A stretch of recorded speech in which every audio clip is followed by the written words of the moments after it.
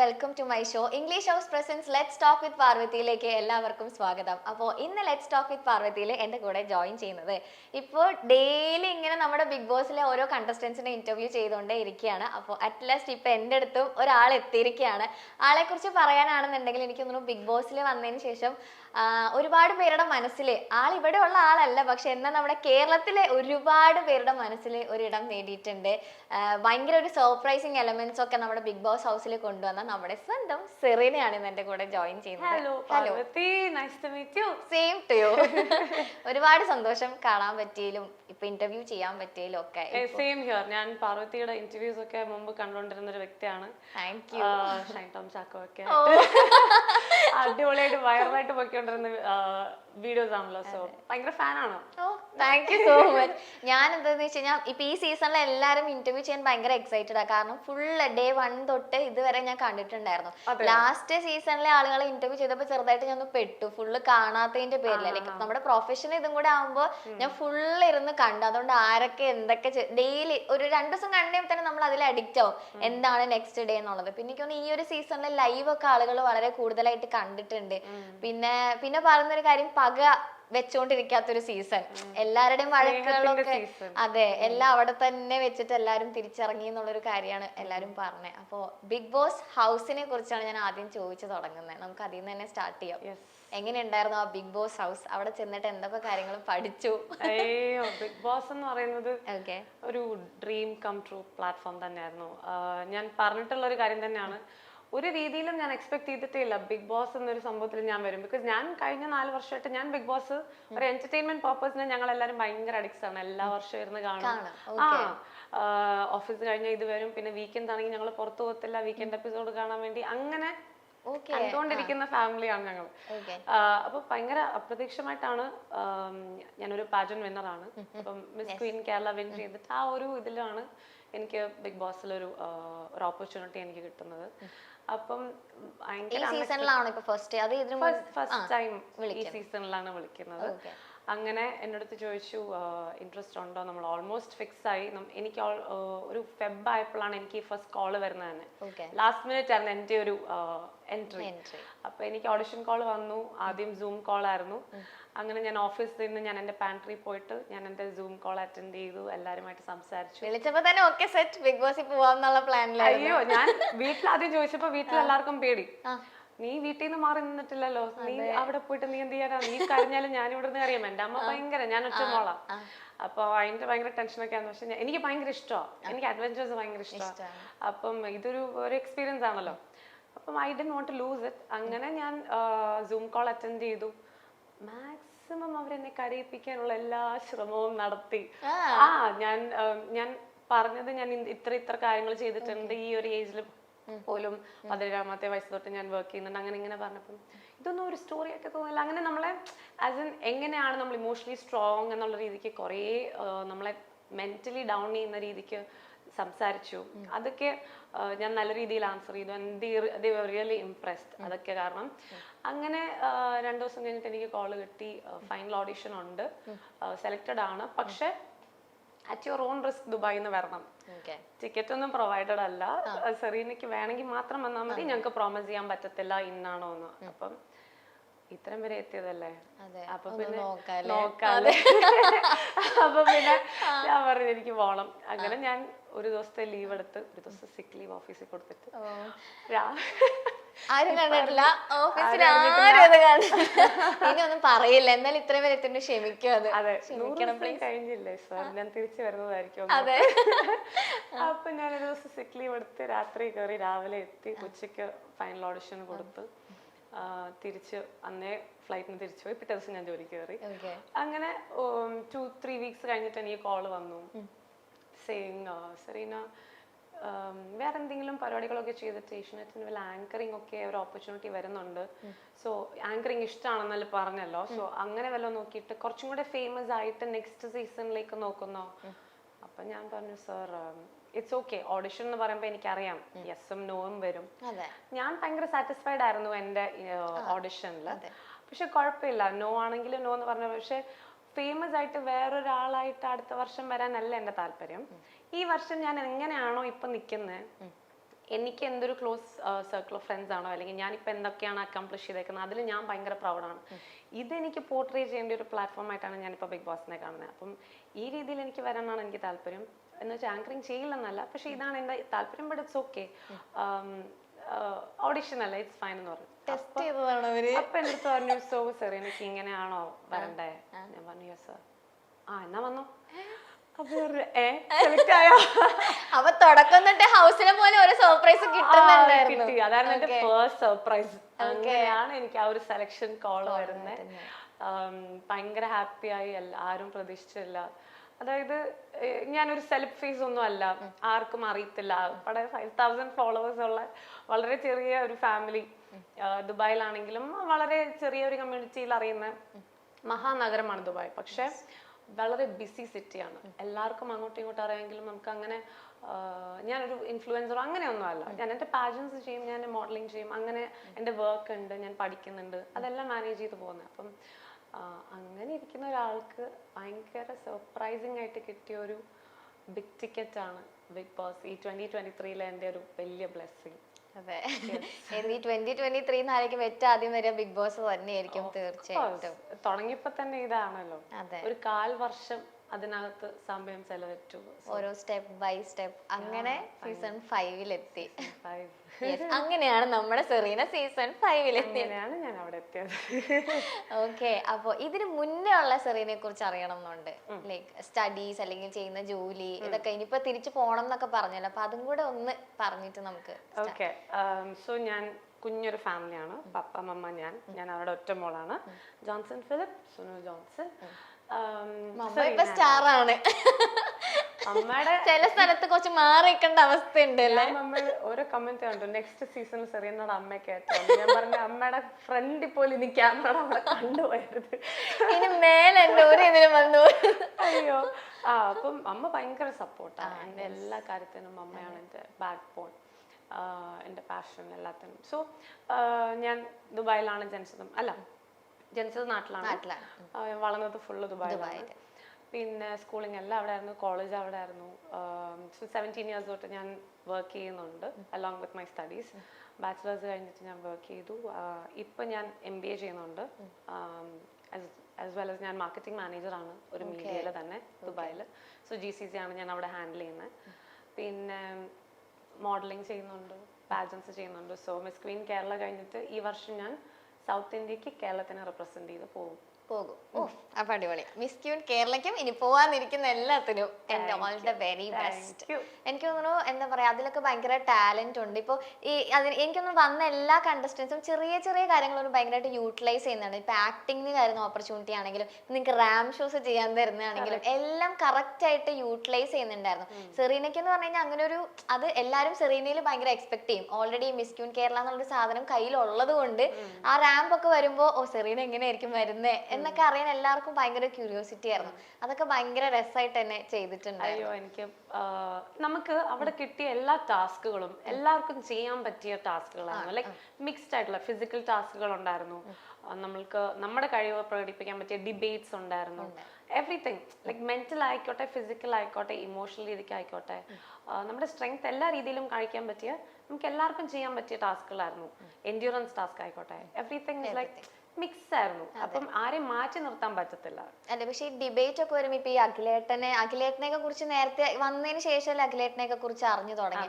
അപ്പൊ ഈ ഡിബേറ്റ് ഒക്കെ എങ്ങനെയായിരിക്കും? ഇവരുടെയൊക്കെ എടുത്ത് പല സ്ഥലത്തു നിന്നുള്ള പല ബിഹേവിയേഴ്സ് ഉള്ള ആളുകളാ വരുന്നത്. എങ്ങനെ പിടിച്ചു നിൽക്കും എന്നുള്ളൊരു ടെൻഷൻ ഉണ്ടായിരുന്നോ തുടക്കമൊക്കെ? എനിക്ക് ടെൻഷൻ ഇല്ലായിരുന്നു. എന്റെ വീട്ടുകാർക്ക് ഭയങ്കര ടെൻഷൻ ഉണ്ടായിരുന്നു.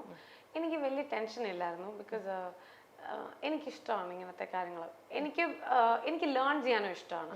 അതായത് അഖിലേട്ടൻ പറയുന്ന പല കാര്യങ്ങൾ, അല്ലെങ്കിൽ ജുനൈസ് പറയുന്ന പല കാര്യങ്ങളായിക്കോട്ടെ, ആരെന്തോ പറഞ്ഞോട്ടെ, എല്ലാവരുടെയും കയ്യിൽ നിന്ന് പഠിക്കാൻ എന്തെങ്കിലും ഒക്കെ ഉണ്ടല്ലോ. അപ്പം ടെൻഷൻ ഇല്ല. പറയാനുള്ള ധൈര്യം എനിക്കുണ്ട്. അതിലൊരു ന്യായം എനിക്കും ഫീൽ ചെയ്യും. പുള്ളി പറയുന്നതിന്റെ പെർസ്പെക്റ്റീവ് റെസ്പെക്ട് ചെയ്യാനുള്ള മാന്യത എനിക്കും ഉണ്ട്. അപ്പം അതിനകത്ത് എനിക്ക് ടെൻഷൻ ഇല്ലായിരുന്നു. ബട്ട് ഐ എൻജോയ് ഡിബേറ്റ്സ് ആണെങ്കിലും എനിക്ക് ഭയങ്കര ഇഷ്ടമായിരുന്നു. ഓക്കെ. പിന്നെ സെറീന എല്ലാവരും നോക്കി. സെറീന റെനീഷ് ആദ്യം സൗണ്ട് പാട്ട് കേട്ട ഉടനെ തന്നെ പ്ലാസ്മ ടിവിയുടെ മുമ്പിൽ അന്ന് ഡാൻസ് ആണ്. പിന്നെ അത് ഒരിക്കലും മുടക്കിയിട്ടില്ല. കറക്റ്റ് നിങ്ങൾ രണ്ടുപേരും പ്ലാസ്മ ടിവിയുടെ അവിടെ വന്നിട്ട് രണ്ടുപേരും ആദ്യം ഗാർഡൻ ഏരിയയുടെ അവിടെ വന്നിട്ട് ഫുൾ ഡാൻസ്, ഭയങ്കര വെറൈറ്റി സ്റ്റെപ്പ്. അവിടെ രാവിലെ എണീറ്റ് മുടി ചെയ്യണോ അങ്ങനെ ഒന്നും ചിന്തിക്കുന്നില്ല, പാട്ട് നേരെ എണീറ്റ് വന്ന് ഫുൾ ഡാൻസ്. നേരെ ബ്ലാങ്കറ്റ് ഇങ്ങനെ ഗാർഡൻ ഏരിയയിൽ പോകുന്നത് അത് ഒരു എനർജിയാ. രാവിലെ എണീറ്റ്, അതായത് എന്റെ മോർണിംഗ് റൂട്ടീൻ എന്ന് പറഞ്ഞാൽ 9 to 5 ജോലി. അപ്പൊ രാവിലെ എണീക്കുക, 5 മണിക്ക് എണീക്കുക, എല്ലാം ഫ്രഷ് ആവുക, റെഡി ആവുക, 1.5 മണിക്കുള്ള ട്രാഫിക്കിലിരുന്നെങ്കിൽ പോവുക. ഇതാണ് എന്റെ ലൈഫ്. അതുകൊണ്ട് എഴുന്നേക്കാൻ പ്രയാസം ഉണ്ടായില്ല. എണീക്കാൻ എനിക്ക് പ്രയാസമില്ല. വെരി ലിറ്റിൽ സ്ലീപ്പ് റൂട്ടീൻ ആണ് എനിക്ക് എപ്പോഴും ലൈഫിലുള്ളത്. അപ്പൊ ഇതില് പാട്ടൊക്കെ കിട്ടുമ്പോൾ എനിക്ക് ഭയങ്കര ഇഷ്ടം ഡാൻസ് ചെയ്യാൻ. അപ്പൊ പാട്ട് കേൾക്കുമ്പോഴത്തേന്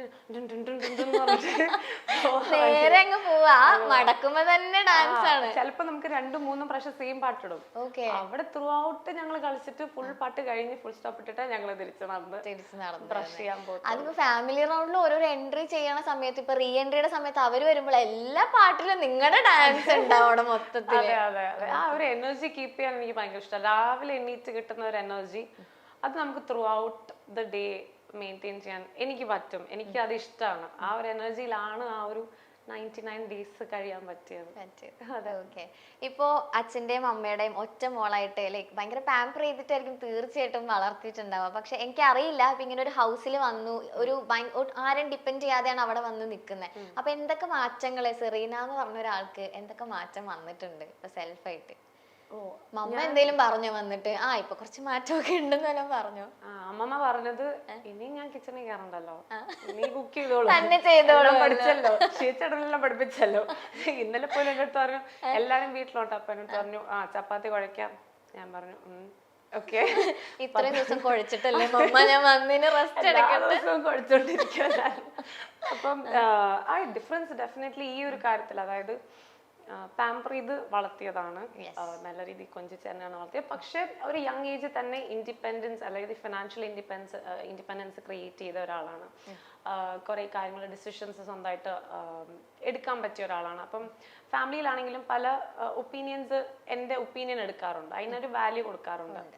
അല്ല, ഞാനിപ്പോ പാമ്പറിങ്, നമുക്ക് ഒരു ബാഡ് ആ പാമ്പറിങ് കൊണ്ട് ചിലവർക്ക് അതൊരു ബിഹേവിയർ ചേഞ്ച് വരാം. പക്ഷെ സെറീന ഹോൾ അവിടെ സെറീനയുടെ ഒരു പേഴ്സണാലിറ്റി തന്നെ വേറൊരു രീതി. ആ പാമ്പറിങ് ഒരിക്കലും അങ്ങനെ അവിടെ ഒരു രീതിയിലും എഫക്ട് ചെയ്തിട്ടില്ല. പറയേണ്ട കാര്യങ്ങൾ പറയുന്നുണ്ട്, വളരെ ബോൾഡ് ആയിട്ട് അല്ലെങ്കിൽ സ്ട്രോങ് ആയിട്ട് തന്നെ നിന്ന് മാത്രമേ പെർഫോം ചെയ്തിട്ടെന്ന് എനിക്ക് തോന്നിയിട്ടുള്ളത്. അത് കൊഞ്ചാൻ എനിക്കറിയാം, പക്ഷെ അങ്ങനെ ഒരു സ്ഥലത്ത് പോയിട്ട് നമുക്കത് ചെയ്യേണ്ട ആവശ്യമില്ലല്ലോ. ഭയങ്കര ക്ലോസ് ആയിട്ടുള്ള ആൾക്കാരായിട്ടായിരിക്കും ഞാൻ കൊഞ്ചുന്നത്. പക്ഷെ ഈ കുഞ്ഞിലെ തൊട്ട് ഇങ്ങനെ കുറെ റെസ്പോൺസിബിലിറ്റീസ് വന്നോണ്ടായിരിക്കാം ആ ഒരു ഫേസ് ഉണ്ട്. പക്ഷെ ഞാൻ പാമ്പർ ചെയ്ത് എനിക്ക് തോന്നുന്നു ഒരു 5ാം ക്ലാസ് ഒക്കെ വരെ പപ്പയുടെ തോളിൽ ഇങ്ങനെ കയറി ഇങ്ങനെ അങ്ങനത്തെ ഒരു വ്യക്തിയാണ്. വീട്ടിലെ ആദ്യത്തെ കൊച്ചുമോളും കൂടാണ്. സോ അത് ഗ്രാൻഡ് പാരന്റ്സിന് വളരെ പ്രിയപ്പെട്ടത്, വളരെ പ്രിയപ്പെട്ട സ്വത്താണ്. മാറ്റങ്ങൾ എന്തൊക്കെയായിരുന്നു?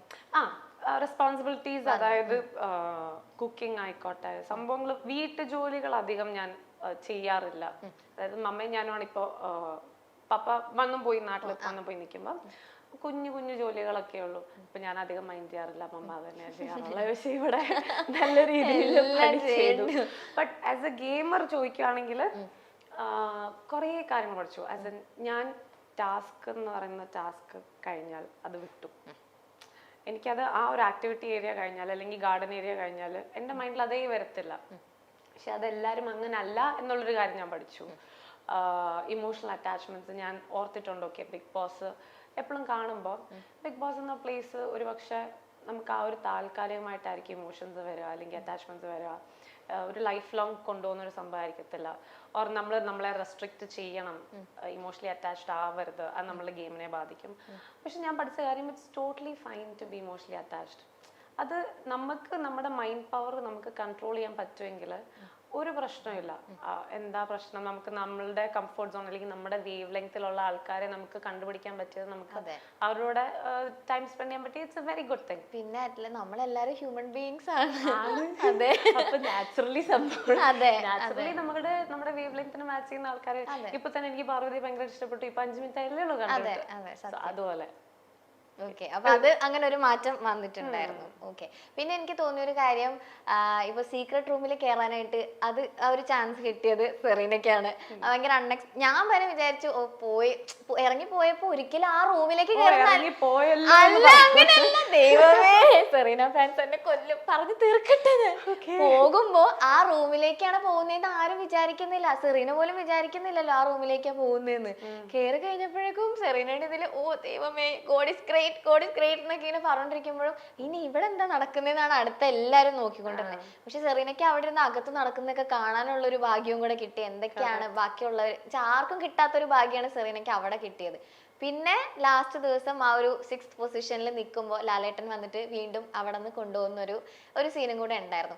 അപ്പോൾ ഈ രണ്ട് കാര്യം, ഈ ഒരു സീക്രട്ട് റൂമിലേക്ക് പോകാൻ കിട്ടിയ ഒരു ഭാഗ്യം, അതിനെ കുറിച്ച് ആദ്യം ചോദിക്കാം. അയ്യോ, സീക്രട്ട് റൂം എന്ന് പറയുമ്പോൾ അത് ഞാനും അമ്മും റനീഷയും കൂടി നിന്നപ്പോ റെഡ് ലൈറ്റ് എന്റെ മേളിൽ വന്നിട്ട് സെറീനയ്ക്ക് എൻ്റെ അടുത്തേക്ക് വരാന്ന് പറഞ്ഞിട്ട് ലാലേട്ടൻ വിളിച്ചു. അപ്പം 100% ഷുവർ ഞാൻ പോവാണ്. അങ്ങനെ ഞാൻ അവളെ ഹഗ് ചെയ്ത് ഇറങ്ങിപ്പോയി. ബ്ലൈൻഡ്സ് ഒക്കെ ഇട്ടിട്ടാ പോകുന്നത്. ബ്ലൈൻഡ് ഫോൾസ് ഇട്ടിട്ട് പോയി. അവിടെ ഒരു സ്ഥലത്തെത്തിയപ്പം ഞാൻ ഓർത്തു ഓപ്പൺ ചെയ്യാൻ പോവാണ് ഡോറ്, പുറമൊക്കെ കാണാൻ പോവാണ്. ഒരാൾ വന്നിട്ട് പറഞ്ഞു, ആരാന്ന് എനിക്ക് അറിയത്തില്ല, ഒരാൾ വന്നിട്ട് Serena you are entering the secret room. ഞാൻ ഒറ്റ ഇരുത്തം തറയിലേക്ക്. അപ്പൊ എല്ലാരും ചോദിച്ചു അയ്യോ ഓക്കെ. ഞാൻ പറഞ്ഞു yes can I have A hug.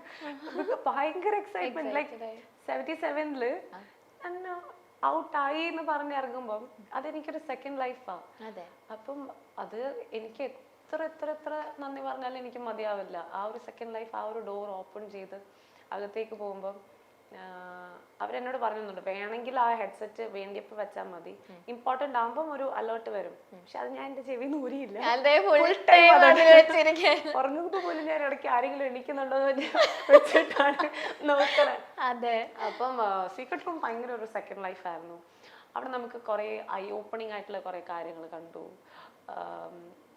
അത് ഇറ്റ് വാസ് ഭയങ്കര ഒരു എക്സ്പീരിയൻസ്. അത് കഴിഞ്ഞിട്ട് തിരിച്ച് കയറുമ്പോൾ പോലും നമുക്ക് കുറെ കാര്യങ്ങൾക്ക് ഏകദേശം ഒരു രൂപം ഉണ്ടാവും. പക്ഷെ അതൊരു ടിക്കറ്റ് ഫിനാലെ വീക്കും കൂടി ആയിരുന്നു അതിന്റെ നെക്സ്റ്റ് ഡേ തൊട്ട്. അപ്പോൾ ഇംപ്ലിമെന്റ് ചെയ്യേണ്ട കുറച്ച് കാര്യങ്ങൾ മാറിപ്പോയി. അപ്പം അങ്ങനത്തെ പരിപാടികളുണ്ടായിരുന്നു. പക്ഷെ ആ ഒരു സീക്രട്ട് റൂം എന്ന് പറയുന്നത് ഭയങ്കര ഒരു ബ്ലെസ്സിങ് ആയിരുന്നു. അവിടെ കാണാൻ പറ്റിയ ഐ ഓപ്പണിംഗ് ആയിട്ടുള്ള മൊമെന്റ്സ്, അത് ഞാൻ വിശ്വസിക്കുന്നു. അവിടെ ഞാൻ കണ്ട കാര്യങ്ങൾ ഞാൻ വിശ്വസിക്കുന്നു. ഓക്കെ, അതിന്റെ ആ വിശ്വസിച്ചതിന്റെ മാറ്റങ്ങളായിരിക്കും തീർച്ചയായിട്ടും സെറീനയിൽ വന്നിട്ടുണ്ടാവുന്നത് തിരിച്ച് കയറി കഴിഞ്ഞതിന് ശേഷം അല്ലേ? കയറി കഴിഞ്ഞിട്ടാണെങ്കിലും കണ്ടിട്ടുണ്ടാവല്ലോ ഞാൻ കളിയാക്കാണ്, എന്താണ് സീക്രട്ട് റൂമിന് സീക്രട്ട് ഒക്കെ സീക്രട്ട് സെറീന അങ്ങനെ ഒരു പേരാണ് നടക്കി വെച്ചത് എനിക്ക്. പക്ഷെ ഞാൻ ജുനൈസിനെയാണ് ആക്ച്വലി ഞാൻ പാർട്ട്ണർ ആക്കാൻ ശ്രമിച്ചത്. ഈ ഒരു സംഭവത്തില് എനിക്കൊരു ഗെയിം ചേഞ്ച് കൊണ്ടുവരാൻ ജുനൈസിനെ പറ്റത്തുള്ളൂ, ആസ് എൻ എനിക്കും ജുനൈസിനും കൂടെ ചേർന്നിട്ട്. ബട്ട് അത് നടന്നില്ല. ഇറ്റ്സ് ഓക്കെ, ഗ്രാൻഡ് ഫിനാലെ കഴിഞ്ഞല്ലോ, ഉണ്ടായിരുന്നല്ലോ, എല്ലാ റിസൾട്ടിലും ഹാപ്പി ആയിരുന്നല്ലോ, അതുകൊണ്ട് കുഴപ്പമില്ല. പക്ഷെ ആ ഒരു സംഭവം ഉണ്ടായിരുന്നു. ബട്ട് ആരെയും ബ്ലെയിം ചെയ്യുന്നില്ല. എല്ലാവർക്കും അവരുടേതായ ഇൻറ്റ്യൂഷൻസ് ഉണ്ട്. ഒരു പക്ഷെ ഞാൻ കണ്ടത് എന്റെ മാത്രം ശരികളായിരിക്കാം, ജനങ്ങൾക്ക് അത് തെറ്റായിരിക്കാം. ഒരുപാട് ജനങ്ങൾ പറയുന്നുണ്ട് നിന്റെ ഇൻറ്റ്യൂഷൻ കറക്റ്റ് ആയിരുന്നു, അത് ഇംപ്ലിമെന്റ് സെറീന തീരുമാനിച്ച രീതിയിൽ ചെയ്തായിരുന്നെങ്കിൽ അവിടെ ഒരു ഗെയിം ചേഞ്ച് വരാമായിരുന്നു. അപ്പം ആ ഒരു സമയത്ത് ചിലപ്പോൾ എല്ലാവരുടെയും ഇത് ഒരുമിച്ച് വർക്ക് ചെയ്യണമെന്നില്ലല്ലോ. പിന്നെ ഇത്രയും ദിവസമായി എല്ലാവരും മെന്റലി ഡ്രെയിൻഡ് ആണ്, പലർക്കും പല കാര്യങ്ങളുണ്ട്. ആദ്യം അടുപ്പമുള്ളവരല്ല, പിന്നീട് അടുപ്പമുള്ളവര്. അപ്പം ട്രസ്റ്റുകളിൽ തമ്മിലുള്ള വേരിയേഷൻസ് പിന്നീട് വന്നിട്ടുണ്ട്. അപ്പം I don't blame anyone for that. അല്ല, ഇപ്പൊ സീക്രട്ട് റൂം എന്നൊരു ഓപ്പർച്യൂണിറ്റി കിട്ടിയിട്ട് അത് അകത്ത് പോയിട്ട് എനിക്ക് തോന്നുന്നു ശോഭ ചേച്ചിയുടെ അടുത്ത് അവരുടെ അടുത്തൊക്കെ ആരുടെയൊക്കെ ഷെയർ ചെയ്തു. പിന്നെ ലാലേട്ടൻ ചോദിച്ചത് എന്തിനാ പറഞ്ഞെന്നുള്ളൊരു കാര്യം. പിന്നീട് എപ്പോഴെങ്കിലും അതിൽ റിഗ്രറ്റ് തോന്നി, പക്ഷെ പറയണ്ടായിരുന്നു എന്നുള്ളൊരു കാര്യം? ഇല്ലടാ, റിഗ്രറ്റ് ഒന്നും തോന്നിയിട്ടില്ല. പിന്നെ ചില കാര്യങ്ങൾ ഞാൻ പറയാത്തതും ഉണ്ട്.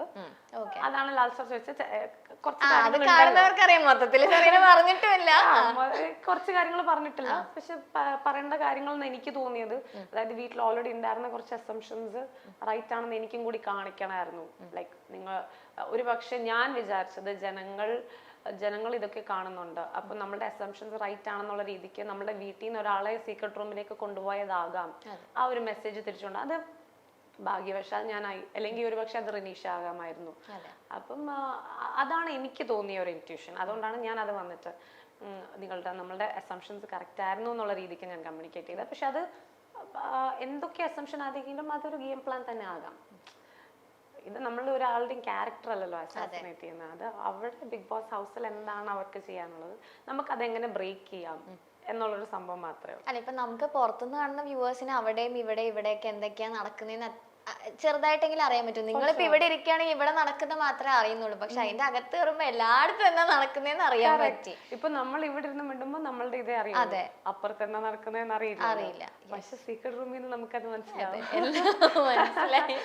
ഓക്കെ. പക്ഷെ അത് എനിക്ക് തോന്നുന്നു ഭയങ്കര ബ്ലെസ്സിങ് ആയിരുന്നു, എല്ലാ കാര്യങ്ങളും മനസ്സിലാക്കാൻ. അതും ആ ഒരു സീക്രട്ട് റൂം കഴിഞ്ഞിട്ട്, ആ സെക്കൻഡ് ലൈഫ് കഴിഞ്ഞിട്ടാണ് ടിക്കറ്റ് ഫിനാലെ എനിക്ക് പാർട്ടിസിപ്പേറ്റ് ചെയ്യാവുന്ന ഒരു ഭയങ്കര വലിയ ഒരു ഭാഗ്യം.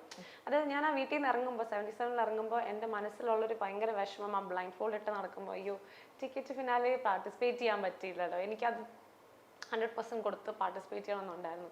അയ്യോ അത് ചെയ്യാൻ പറ്റിയില്ലല്ലോ എന്നുള്ള വിഷമത്തിലാണ് ഞാൻ ഇറങ്ങിയത്. അവിടെ അത് ചെയ്യാൻ പറ്റി. അത് ഭയങ്കര ഭയങ്കര ഹാപ്പിയാണ് ആ കാര്യത്തിൽ.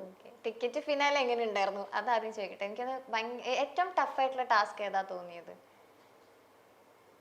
എനിക്കോ ടഫ് എന്ന് പറഞ്ഞാല് എനിക്ക് ഏറ്റവും രസം തോന്നിയ ടാസ്ക് നമ്മുടെ കയറ്. ഓക്കെ.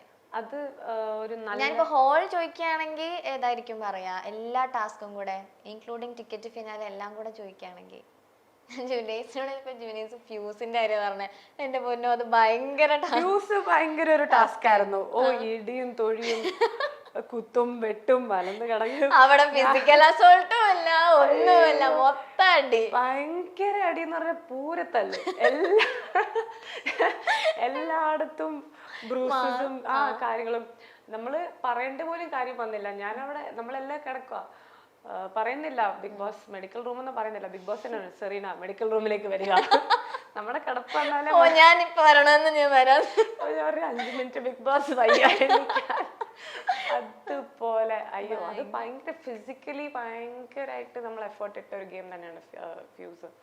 പിന്നെ എനിക്ക് മറ്റേ പിന്നെ കല്ലുകൾ പറക്കി സീന്ന് കല്ല് അല്ല വെള്ളാരം കല്ല്. അവിടെ ഞാന് വ്യാപാരിയായിരുന്നു, അപ്പൊ ബോട്ടും കൊണ്ടുപോയി അതുകൊണ്ട് പോയി കല്ലുകളെല്ലാം കളക്ട് ചെയ്ത് അത് ഒളിപ്പിച്ച് വെക്കാൻ ഞങ്ങളെല്ലാം മുടിയടിക്കകത്ത് വെച്ച് അത് ഇവരുടെ കയ്യിൽ കൊള്ളക്കാരുടെ കയ്യിൽ. പിന്നെ സാഗരേട്ടനും ഞാനും ജുനൈസും കൂടെ കള്ളക്കല്ലുകൾ ഉണ്ടാക്കി പെയിന്റ് ചെയ്ത്. സോ അതൊക്കെ ഭയങ്കര നല്ല തന്നെയായിരുന്നു. പക്ഷെ ഫ്യൂസ് ഭയങ്കര ഡ്രെയിനിങ്. അയ്യോ അതെ, എനിക്കൊന്നും ടിക്കറ്റ് ഫിനാലെയും ഭയങ്കര ആ ഒരു പേഷ്യൻസും എല്ലാം നമ്മുടെ നോക്കുന്ന ഒരു കൈൻഡ് ഓഫ് ഗെയിം എൻഡ്യൂറൻസിൽ ഈ 24 hours 3 ടാസ്ക് ആവുന്നത്. അപ്പം വെള്ളമില്ല, ഭക്ഷണമില്ല, വാഷ്റൂം ഇല്ല, മുഖം കഴുകാൻ പാടില്ല, ഒന്നുമില്ലാതെ എനിക്ക് ലാസ്റ്റിലൊരു ആ ടിക്കറ്റ് ഫിനാലെ കഴിഞ്ഞിട്ട് ഒരു 10 days എനിക്ക് ലിപ്സ് ഫുൾ അലർജി ആയിരുന്നു. വെള്ളം കുടിക്കാനായിട്ട് ഡീഹൈഡ്രേറ്റഡ് ആയിട്ട്, അനോയിൻമെന്റ് ഇല്ല, നമുക്ക് 20-30 kilometers ഫാർ അല്ലേ, അപ്പം അതൊന്നുമില്ല. അപ്പോൾ ഭയങ്കര ഡ്രെയിനിങ് ആയിട്ടുള്ള ഇതാ. അതില് എനിക്ക് ഏറ്റവും ഇഷ്ടമായത് ഞാൻ പറയും ഈ ഇതാണ്, കയറിന്റെ ടാസ്ക് ആണ്. ബിക്കോസ് അതൊരു 10-16 മണിക്കൂർ എനിക്ക് തോന്നുന്നു ഞങ്ങൾ അതും പിടിച്ചിട്ട് വലിച്ചു. ലാസ്റ്റിൽ ഞാനും നാദിയും കൂടെ ഭയങ്കര ഒരു ഫൈറ്റ് ഉണ്ടായിരുന്നു അതില്. അതെനിക്ക് ഭയങ്കര, അതായത് നാദിക്കും അവളുടെ 100% കൊടുത്ത് പെർഫോം ചെയ്യാൻ പറ്റി, എനിക്കും പറ്റി.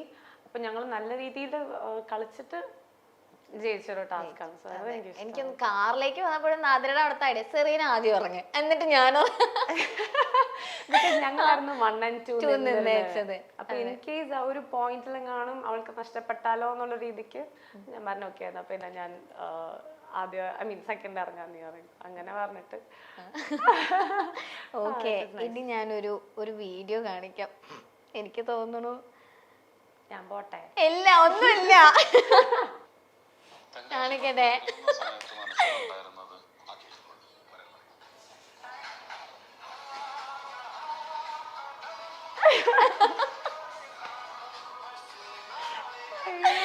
അതില് സെറീനയുടെ എക്സ്പ്രഷനും അഖിലേട്ടന്റെ എക്സ്പ്രഷനും അത് രണ്ടും ഭയങ്കര രസമായിരുന്നു. എനിക്ക് തോന്നുന്നു സെറീനയുടെ ആ ഒരു ടൈമില് ഫുൾ ഇവിടെ വൈറലായിക്കൊണ്ടിരുന്ന ഒരു വീഡിയോ ആയിരുന്നു. അതെനിക്കറിയത്തില്ലായിരുന്നു അങ്ങനെ. വെറുതെ കാണിച്ചത് അപ്പോഴത്തെ കൺഫെഷൻ റൂമിൽ പോയിട്ട് നോമിനേറ്റ് ചെയ്യാൻ പോയതല്ലേ, ബിഗ് ബോസ് പറഞ്ഞു അഖിലിനെ വിളിക്കാൻ. അപ്പൊ ഞാൻ നടന്നിട്ട് പക്ഷെ അത് അടിപൊളിയായിരുന്നു. പക്ഷെ അഖിലേട്ടൻ തിരിച്ചു വന്ന വരട്ടെ ഞാൻ ഇങ്ങനെ പക്ഷെ അത് ഭയങ്കര അത് ഹൗസ് മേറ്റ്സ് തിരിച്ചു വന്നപ്പോഴും പിന്നെ ഫാമിലി വീക്കിലെ മെമ്പേഴ്സ് വന്നപ്പോഴാണ് ഈ കാര്യം പറഞ്ഞിട്ട് ഇതൊരു നല്ല മൊമെന്റ് ആയിരുന്നു എന്ന് പറഞ്ഞപ്പോ ഞാൻ അറിയുന്നത്. അതുവരെ എനിക്ക് അറിയത്തില്ലായിരുന്നല്ലോ. നമ്മൾ ആ ഒരു അങ്ങനെ ചിന്തിക്കുന്നില്ല. പക്ഷെ ഇത് ചെയ്തിട്ട് നടന്നു പോയപ്പോ എല്ലാരും അവിടെ ഇരുന്ന് കൂവുന്നുണ്ടായിരുന്നു. അടിപൊളിയാണ്. അത് ആ സാരിയൊക്കെ കൂടെ എടുത്തപ്പോഴേക്കും ഭയങ്കര രസം. ശോഭച്ചിയുടെ സാരിയാണ് കൊടുക്കുന്നില്ലെന്ന് പറയരുത്. ഇടയ്ക്കിടയ്ക്ക് ശോഭച്ചിയുടെ സാരി അങ്ങനെ ഇങ്ങനെ ഡ്രസ്സൊക്കെ മാറി മാറി എല്ലാരും അങ്ങോട്ടും ഇങ്ങോട്ടും എല്ലാം ഇടും. ചോദിക്കത്തും പറയത്തൊന്നും ഇന്ന് ഞാനിതങ്ങ് എടുക്കുക എന്ന് പറഞ്ഞിട്ട്. ഓക്കെ, ഇപ്പൊ ഓരോരുത്തർ ഇപ്പൊ ജുനൈസിനെയൊക്കെ ഇന്റർവ്യൂ ചെയ്ത് കഴിഞ്ഞപ്പോ ജുനൈസ് ഒക്കെ പറയുന്നുണ്ട്, നാദിറ ആദ്യം പറഞ്ഞു നാദിറയ്ക്ക് നമ്പർ മറന്നുപോയി, ലോക്ക് സ്ക്രീനിന്റെ പാസ് അത് മറന്നുപോയി, വോളിയം ബട്ടൺ ഏതാന്ന് മറന്നുപോയി, കുറെ ഫുൾ മറവികൾ ഉണ്ടായിരുന്നു. ജുനൈസ് രാവിലെ ഉറക്കത്തിൽ നിന്ന് കഴിഞ്ഞിട്ട് സെറീന എവിടെ, വീടിന്റെ അകത്ത്, പിന്നെ ഇത് മൈക്ക് ഓട്ടോമാറ്റിക്കലി മൈക്ക് തപ്പുന്നു, ബാത്റൂമിന്റെ അകത്ത് കയറി അതിങ്ങനെ ഇടുന്നു. അപ്പൊ സെറീനയ്ക്ക് അതുപോലെ എന്തെങ്കിലും ഒക്കെ ഉണ്ടായിരുന്നു ഇത്രയും ഡേയ്സ്? ഫോണ് പക്ഷെ ഞാൻ ഇറങ്ങിയിട്ട് 2 days ഉണ്ടായിട്ട് ഞാൻ ഫോൺ ടച്ച് ചെയ്തിട്ടില്ല. ഞാൻ അത് സ്വിച്ച് ഓൺ ചെയ്തില്ല. ഞാൻ ഓർത്തു ആദ്യമായിട്ട് ഒരാൾ അത് പറയുന്നത് ആണല്ലേ. ഞാൻ ഓൺ ചെയ്തില്ല. പക്ഷെ ബാക്കിയുള്ളവരുടെ ഫോണിൽ നിന്ന് അവരുടെ ഫീഡിലെ കാര്യങ്ങൾ ഞാൻ കണ്ടു. അത് കണ്ടില്ല എന്ന് പറയുന്നില്ല, അത് ഞാൻ കണ്ടു. ഞങ്ങളുടെ വീഡിയോസ് ഒക്കെ ഞാൻ കണ്ടു. പക്ഷെ എന്റെ അക്കൗണ്ട് ഞാൻ കണ്ടില്ല, എന്റെ വാട്സപ്പ് ഞാൻ കണ്ടില്ല, എന്റെ ഫോൺ ഞാൻ ഓണേ ചെയ്തില്ല. ഞാൻ ഓർത്തു നാട്ടിലെത്തി എയർപോർട്ടിൽ എല്ലാരെയും കണ്ടിട്ട് അവരോട് സംസാരിച്ചിട്ട് ഞാൻ ഫോൺ ഓൺ ചെയ്യാം, എന്റെ വീട്ടുകാരായിട്ട് ഫോൺ ഓൺ ചെയ്യാൻ. ഞാൻ അത് ചെയ്തില്ല. അങ്ങനെ ഫോൺ അഡിക്റ്റ് അങ്ങനത്തെ ഇല്ല. പക്ഷെ മൈക്ക് ഫുൾ ടൈം ഇത് പിടിച്ചോണ്ടിരിക്കുവല്ലേ, ഒരു സാധനം ഇല്ലാത്തോണ്ട് ഭയങ്കര മിസ്സിങ്. അത് ഔട്ടായി കഴിഞ്ഞിട്ടാണെങ്കിലും ഫിനാലേക്ക് പോകുമ്പോ ഞാൻ ഇവിടെ ഒന്നും ഇല്ല പിടിക്കാൻ, ലാസ്റ്റിലൊരു ബാഗ് എടുത്തിട്ട് എന്താ ചെയ്യേണ്ടത്, അത് ഭയങ്കര മിസ്സിങ് ആണ്. പിന്നെ ഇടയ്ക്കിടയ്ക്ക് ആരെങ്കിലും എന്തെങ്കിലും സംസാരിക്കും, ബിഗ് ബോസ് റോങ് സ്റ്റേറ്റ്മെന്റ്, ഇത് വായിൽ അറിയാണ്ട് വരും. ഇനി എവിടെ പോയാലും എല്ലാരും സൂക്ഷിക്കണം, സെറീന അടുത്തുണ്ടെങ്കിൽ സ്റ്റേറ്റ്മെന്റ് ഒന്നും ആരും പറയരുത്. അതെ, ആരെങ്കിലും എന്തെങ്കിലും കഴിഞ്ഞ ദിവസം നമ്മള് എയർപോർട്ടിൽ നിന്ന് വന്നോണ്ടിരിക്കുമ്പോൾ ആരോ എന്തോ പറഞ്ഞു, അപ്പൊ എന്തോ പട്ടിയെന്നങ്ങനെ പറഞ്ഞു. ഞാൻ ബിഗ് ബോസ് റോങ് സ്റ്റേറ്റ്മെന്റ്. അല്ല, ഈ തെറിയൊക്കെ വിളിക്കുന്ന സമയത്ത് സെറീന ഭയങ്കരമായിട്ട് അങ്ങ് ഹൈപ്പർ വന്നിട്ട് ബസറൊക്കെ അടിക്കുന്നു, ബാഡ് വേർഡ്സ് യൂസ് ചെയ്യാൻ പാടില്ല എന്നൊക്കെ പറഞ്ഞ് ഭയങ്കര വിഷയമായിരുന്നു. എനിക്ക് അസഭ്യമായ ഭാഷ യൂസ് ചെയ്യുന്നത് ലാൽ സർ എത്ര പ്രാവശ്യം പറഞ്ഞിട്ടുള്ളതാണ്. എന്നിട്ട് ഇവർക്ക് എന്താ കേട്ടാ, ആരും കേൾക്കുന്നില്ല. പിന്നെ വിളിച്ചോണ്ടിരിക്കും, പിന്നെ ഞാൻ പോയി ബസറടിക്കും, അല്ലെങ്കിൽ ഞാൻ പോയി ഷൗട്ട് ചെയ്യും. എനിക്ക് പക്ഷെ ഇവിടെ ഒരു ട്രോള് വന്നായിരുന്നു, ഞാനൊരു തെറിവിളി വന്നു. പക്ഷെ ഞാൻ വിളിച്ചിട്ടില്ല കേട്ടോ, അത് ഒരു സത്യമായിട്ടും ഒരു കോപ്പെന്ന് പറഞ്ഞിട്ടുണ്ടായിരുന്നു. അല്ല അതൊക്കെ അല്ല, അത് ഞാൻ എന്റെ ഉമ്മനീരിറക്കിയപ്പോ അങ്ങനെ വന്നതാണ്, അതിപ്പോ ലാസ്റ്റ് ആയിട്ട് ഉണ്ടായ ഒരു പ്രശ്നമല്ലേ. അത് ഭയങ്കര അഖിലേട്ടനാണ് പറഞ്ഞത്, നീ അങ്ങനെ പറഞ്ഞു. ഞാൻ അതല്ല പറഞ്ഞേ, ഞാൻ അക്സെപ്റ്റ് ചെയ്തല്ലോ, ബിക്കോസ് ഞാൻ അതല്ല പറഞ്ഞേ. നിങ്ങൾക്ക് അത് കേൾക്കുമ്പോ അങ്ങനെ തോന്നുന്നേ. ഞാൻ എപ്പോഴും യൂസ് ചെയ്യുന്ന ഒരു വേർഡാണ് മനുഷ്യ. അതെ അതെ അതെ, ആരെ കണ്ടാലും എന്താണ് മനുഷ്യ എന്നൊക്കെ ഞാൻ പറയുന്നത്. അപ്പൊ ഞാൻ എന്റെ സ്പിറ്റ് ഫോളോ ചെയ്തപ്പോ അവിടെ ഒരു ഗ്യാപ്പ് വന്നതാ, ഇറക്കുണ്ടായിരുന്നു വരെ പോയി. സത്യം, ശരിക്കും പേടിച്ചിട്ട് മുഖമൊക്കെ മാറി എല്ലാവരും. ഞാൻ ആക്ച്വലി ആ ഒരു പെർഫോമൻസ് ചെയ്യുമ്പോൾ ഞാൻ തുപ്പാണ്ടിരിക്കും മനുഷ്യ എന്ന് പറഞ്ഞപ്പോ ഇവരെല്ലാം ഇരുന്ന് ചിരിച്ചപ്പോ ഞാൻ ഓർത്തു അത്ര വലിയ കോമഡി ആണോ ഞാൻ പറഞ്ഞേ. പിന്നെ ഇറങ്ങിക്കഴിഞ്ഞിട്ടാണ് എനിക്ക് മനസ്സിലായേ ഇവര് ഇതാ കേട്ടെ, റെനിഷയുടെയൊക്കെ ഫേസ് കാണാനോ. പക്ഷെ ഞാൻ അതല്ല പറഞ്ഞേ, സത്യം. അതെ, മറ്റേ കോപ്പിന് എനിക്ക് ഓർമ്മയുണ്ട്, അത് ഊഞ്ഞാലിരുന്ന് പറഞ്ഞപ്പോ റെനീഷ കോപ്പോ കേയോ കേട്ടിട്ടില്ലേ. അപ്പൊ ജൂനിയേഴ്സ് അവിടെ സൈൻ അതൊരു ബാഡ് വേർഡ് അല്ലേന്ന്. അന്ന് ഫുൾ ചൊറിയലായിരുന്നു അന്ന്. പിന്നെ എനിക്ക് മനസ്സിലായി അതൊരു ബാഡ് വേർഡ് ആണ് എന്ന്. എന്റെ നാട്ടിൽ നോർമലായിട്ട് വിളിക്കുന്നത്. അപ്പൊ ഞാൻ അതിന് പറയാറുണ്ട് ചെറിയ. അപ്പം പിന്നെ അഖിലേട്ടൻ പറഞ്ഞു അത് എന്തുവാ സെൻസർ ചെയ്യുന്ന ഒരു വേർഡ് ആണ്. അപ്പൊ ഞാൻ പറഞ്ഞു ഓക്കെ, അങ്ങനെയാണെങ്കിൽ ഐ അപ്പോളജൈസ്, അത് അക്സെപ്റ്റ് ചെയ്യാനൊക്കെ ഞാൻ റെഡിയാണ്. അങ്ങനെ ചിലപ്പോ പാർവതി ഞാൻ കഷ്ടപ്പെട്ട് വന്നോ, ഇത് ഫുൾ സെൻസർ ആവും. ഈ ഒരു ടോപ്പിക് മാത്രം സെൻസർ ചെയ്യാൻ നമുക്ക്. ഓക്കെ, നിഷ സെറീന ഫ്രണ്ട്ഷിപ്പ്, അതാണ് ഏറ്റവും കൂടുതൽ നിങ്ങളുടെ ഇടയിൽ ചർച്ചയായ കുറെ വിഷയങ്ങൾ വന്നൊരു കാര്യം. അത് തന്നെയായിരുന്നു. ആ ഫ്രണ്ട്ഷിപ്പിന്റെ ഇടയിൽ പിന്നെ ഒരുപാട് കാര്യങ്ങൾ എനിക്ക് തോന്നുന്നു ഐ ഫീൽ പിറ്റി എന്നൊക്കെ പറഞ്ഞ പിന്നെ ഇവിടെ ട്രോളായി അതവിടെ അറിഞ്ഞ് മനസ്സറിഞ്ഞ് കരഞ്ഞു പറഞ്ഞ സാധനങ്ങളൊക്കെ ഇവിടെ പക്ഷെ ഭയങ്കര ട്രോൾ എനിക്ക് കാണുമ്പോൾ സത്യം പറഞ്ഞാൽ ചിരി വരും അപ്പൊക്കെ നമുക്ക് അയ്യോ സെറീന കരയുന്നു എന്നൊക്കെ ആയിരുന്നു ട്രോളൊക്കെ ഇറങ്ങിയപ്പോ സത്യം പറഞ്ഞാൽ ഇനി സെറീനയ്ക്ക് തന്നെ അത് കാണുമ്പോൾ ചിരി വരും എനിക്ക് കാണുമ്പോ ചിരി വരുന്നുണ്ട് അല്ലേ ഒന്നും പറയാത്തെ. അല്ല ആക്ച്വലി കൊറേ കാണുമ്പോ ക്രിഞ്ച് അടിക്കുന്നുണ്ടോ? ഉണ്ട് ഉണ്ട്. ജുനൈസും പറഞ്ഞു അയ്യോ എനിക്ക് ഇനി അതൊന്നും കാണാൻ വയ്യ. സത്യം, അതായത് ചുമ്മാ റീൽ നോക്കുമ്പോ ഇതൊക്കെ തന്നെയല്ലേ കാണുന്നത്, ഇതെന്തിനാ ഞാൻ ഇങ്ങനെ പറഞ്ഞ നോക്കും. പക്ഷെ ആ സമയത്ത് എന്റെ ഇമോഷൻസ് അത്രയും ഔട്ട് ബേസ്റ്റ് ആയിട്ടാണ് ഞാൻ അങ്ങനെ പറയുന്നത്. ഞാൻ പറയുന്ന ഒരു കാര്യം, എനിക്ക് ദണ്ണം വന്ന് അത് ഞാൻ കഴിഞ്ഞ ദിവസം ആരോഗ്യം പറയുന്നുണ്ട് എപ്പോഴും എൻ്റെ ഒരു വൺ സ്റ്റേറ്റ്മെന്റ് ആണ്, ദണ്ണം വരുമ്പോ പറയുന്നതാണ് എൻ്റെ വേർഡ്. അതാണ് ദണ്ണം വരുമ്പോ എന്തെങ്കിലും പറയും, വിഷമം വരുമ്പോ അത്. പക്ഷെ ഇപ്പൊ നോക്കുമ്പോ ക്രിഞ്ച് തോന്നുന്നുണ്ട്. പക്ഷെ എനിക്ക് അപ്പൊ തോന്നി ഐ ഫീൽ പിറ്റി, എന്തിനാണ് ഇങ്ങനെയൊക്കെ കേൾക്കേണ്ടി വന്നത്. അതിങ്ങനെ ആടിക്കൊണ്ടൊക്കെയാ പറയുന്നത്. ലാസ്റ്റ് ഒരു ബ്രേക്ക് തന്ന സമയത്ത് അത് സോൾവ് ചെയ്യാൻ വേണ്ടി ഞങ്ങൾക്കൊരു ബ്രേക്ക് തന്നപ്പോൾ അവിടെയും ഇതില്ല, നമ്മൾ അപ്പുറത്ത് ഇപ്പുറത്ത് ഇരുന്നിട്ട് കരഞ്ഞോണ്ടിരിക്കുക. അല്ല എനിക്ക് തോന്നുന്നു സീക്രട്ട് റൂമിൽ നിന്ന് വരുന്നതിന് മുന്നേ വരെയുള്ള വഴക്കുകളൊക്കെ ചെറിയ ചെറിയ പൊട്ടിത്തെറികളൊക്കെ ആയിരുന്നു. പക്ഷെ അത് കഴിഞ്ഞ് വന്നതിന് ശേഷം ആ വഴക്ക് ഇങ്ങനെ ഭയങ്കരമായിട്ട് വലുതായത് അല്ലേ? അതിന് മുന്നേ കുറച്ച് പ്രശ്നങ്ങൾ ഉണ്ടായിട്ടുണ്ടായിരുന്നു, കിച്ചണിലൊക്കെ വെച്ചുണ്ടായി ചെറിയ ഇഷ്യൂസ് ഒക്കെ ഉണ്ടായിരുന്നു. ഐ തിങ്ക് ഇടക്കിടക്ക് കെട്ടിപ്പിടിച്ച് കിടക്കുന്നില്ല എന്നുള്ളതിന്റെ പേരിൽ ഇടക്കിടക്ക് വഴക്കുണ്ടാവും. നമുക്ക് ഓരോരോ സൗന്ദര്യപ്പണക്ക്, അതായത് നമ്മൾ അത്രയും ദിവസം ഒരു വീട്ടിൽ നിൽക്കുമ്പം പല രീതിയിലുള്ള പ്രഷേഴ്സ് എല്ലാവർക്കും കാണത്തില്ലേ. അപ്പൊ നമ്മൾ രണ്ടുപേരും ഡേ 1 തൊട്ടുള്ള ഭയങ്കര ഫ്രണ്ട്സാണ്. ആ ഒരു ബോണ്ട് അപ്പൊ തൊട്ടേ, അതായത് നമ്മൾ സംസാരിക്കാതെയോ അല്ലെങ്കിൽ നമ്മൾ പരസ്പരം കുറേയും കൂടി ഡീപ്പായിട്ട് അറിയാതെ ആദ്യമേ വന്നൊരു ബോണ്ടാണ്. ഭയങ്കരമായിട്ട് ബെഡ് ഷെയറിങ് തൊട്ട് തുടങ്ങിയതാണ്. ഡേ 1 നമുക്ക് ഇവിടെ കിടക്കാം എന്നുള്ള രീതിക്ക് റനീഷ എന്നെ വിളിച്ചു, അങ്ങനെ ഞങ്ങൾ തുടങ്ങിയ. അപ്പം പിന്നെയാണ് നമ്മളെ പറ്റി നമ്മൾ സംസാരിക്കുന്നതും അറിയുന്നതും പോലും.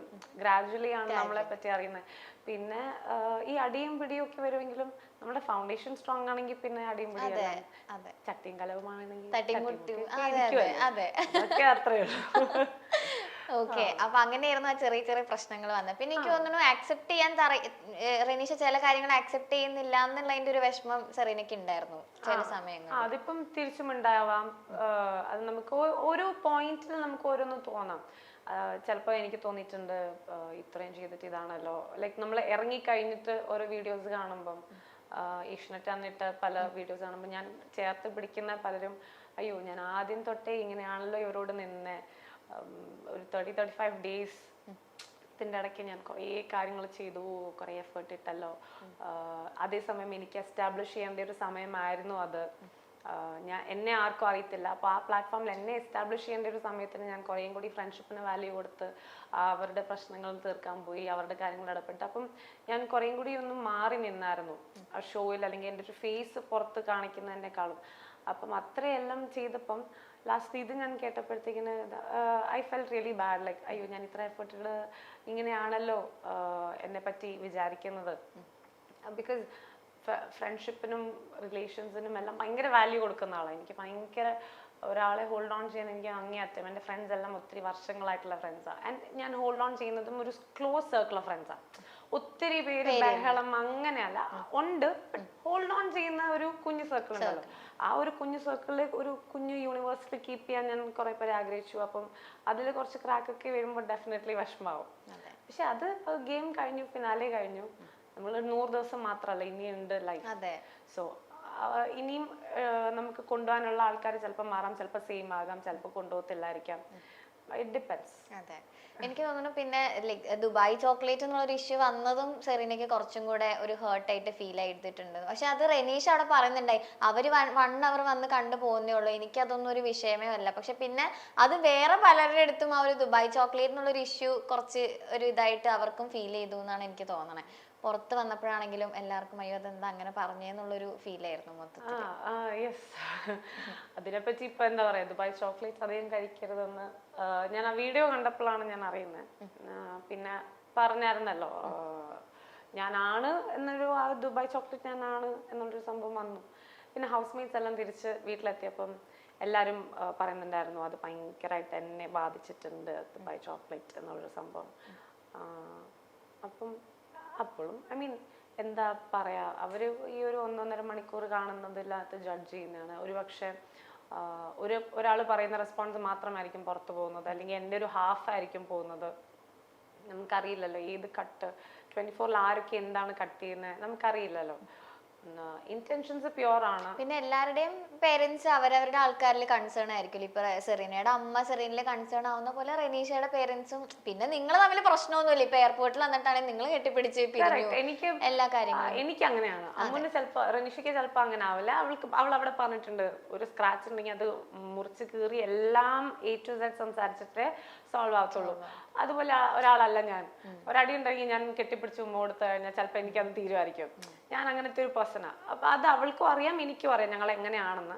അപ്പം പുറത്തിറങ്ങിയിട്ട് നമുക്ക് സംസാരിച്ച് എല്ലാം റെഡിയാക്കാം എന്നുള്ളൊരു മൈൻഡ് സെറ്റ് തന്നെ. അത് അവളെ ഞാൻ അതിനകത്ത് റെസ്പെക്ട് ചെയ്യുന്നു. നമ്മൾ അതിന്റെ രീതിയിലാണ് നമ്മളിപ്പോ സംസാരിച്ചത്. വേഗം സംസാരിച്ച് സെറ്റാക്ക്. ഈ സെറീന റെനീഷ കോംബോ ഇഷ്ടപ്പെടുന്ന ഒരുപാട് ആൾക്കാരുണ്ട്. ഇതിന്റെ ഇടയിൽ പാവ ഒരു അഞ്ജൂസ് ഉണ്ടായിരുന്നു. അഞ്ജൂസ് പോയി പുറത്തിറങ്ങിയിട്ട്. നിങ്ങൾ പിന്നെ ഇനിയിപ്പോ മീറ്റ് ചെയ്തോ 3 പേരും കൂടെ ഒരുമിച്ച്? ഇപ്പൊ ഇറങ്ങിയല്ലേ ഉള്ളൂ, ഒരു ദിവസമേ ഉള്ളൂ ഇറങ്ങിയിട്ട്. എന്റെ മമ്മ പോകുന്നതിന്റെ തിരക്കിലായിരുന്നു ഞാന്. അപ്പം അത് കഴിഞ്ഞ് വീട്ടിൽ നിന്ന് ആക്ച്വലി പുറത്തിറങ്ങുന്നത് ഇപ്പോഴാണ്, ഇങ്ങോട്ട് വരാനാ. അപ്പൊ ആരും കാണാനൊന്നും പോയില്ല. ഇപ്പൊ ഈ ഹൗസിന്റെ അകത്ത് ഈ ഫ്രണ്ട്ഷിപ്പ് എന്നുള്ളൊരു സാധനം ആദ്യം കൊണ്ടുവരുന്നത് തന്നെ നിങ്ങളാ. അപ്പൊ അതുകൊണ്ട് എല്ലാ ഗെയിമിലും അത് നിങ്ങളെ ഭയങ്കരമായിട്ട് എഫക്ട് ചെയ്തിട്ടുണ്ട് തോന്നണല്ലേ? ഇവര് ഫ്രണ്ട്ഷിപ്പ് കൊണ്ടുവരുന്നു, ഇവര് ഫ്രണ്ട്ഷിപ്പിന്റെ ബേസിസിൽ കളിക്കുന്നു എന്ന് പറഞ്ഞിട്ടുള്ള ഒരു സാധനം. അത് ഞാൻ ആദ്യമേ പറഞ്ഞായിരുന്നു, ഫ്രണ്ട്ഷിപ്പ് ഗെയിമിൽ കൊണ്ടുവരില്ല എന്ന് പറഞ്ഞായിരുന്നു. പക്ഷെ ഓട്ടോമാറ്റിക്കലി അത് ഫീൽ ചെയ്യും. ബിക്കോസ് നമ്മളുടെ എന്റെയും റനീഷയുടെയും ഫ്രണ്ട്ഷിപ്പാണ് ആദ്യമേ ആ ഒരു ഹൗസിൽ എസ്റ്റാബ്ലിഷ്ഡ് ആയി വന്നത്. അതൊക്കെ കഴിഞ്ഞിട്ടാണ് അഖിലേട്ടൻ ശുചിച്ചേട്ടനും ആ ഒരു സംഭവം, ആ ഒരു കോമ്പോ എല്ലാവരുടെയും വന്നു തുടങ്ങി. ഞങ്ങളുടെ സംഭവം വന്നിട്ട് കുറെ, ഞങ്ങൾ സേഫ് ഗെയിമേഴ്സ് ആണെങ്കിൽ ഞങ്ങൾ ഗ്രൂപ്പ് അറ്റാക്ക് ആണ്, അങ്ങനെ കുറെ പേരിലെ നോമിനേഷൻസ് ഒക്കെ ഞങ്ങൾക്ക് വന്നിട്ടുണ്ട്.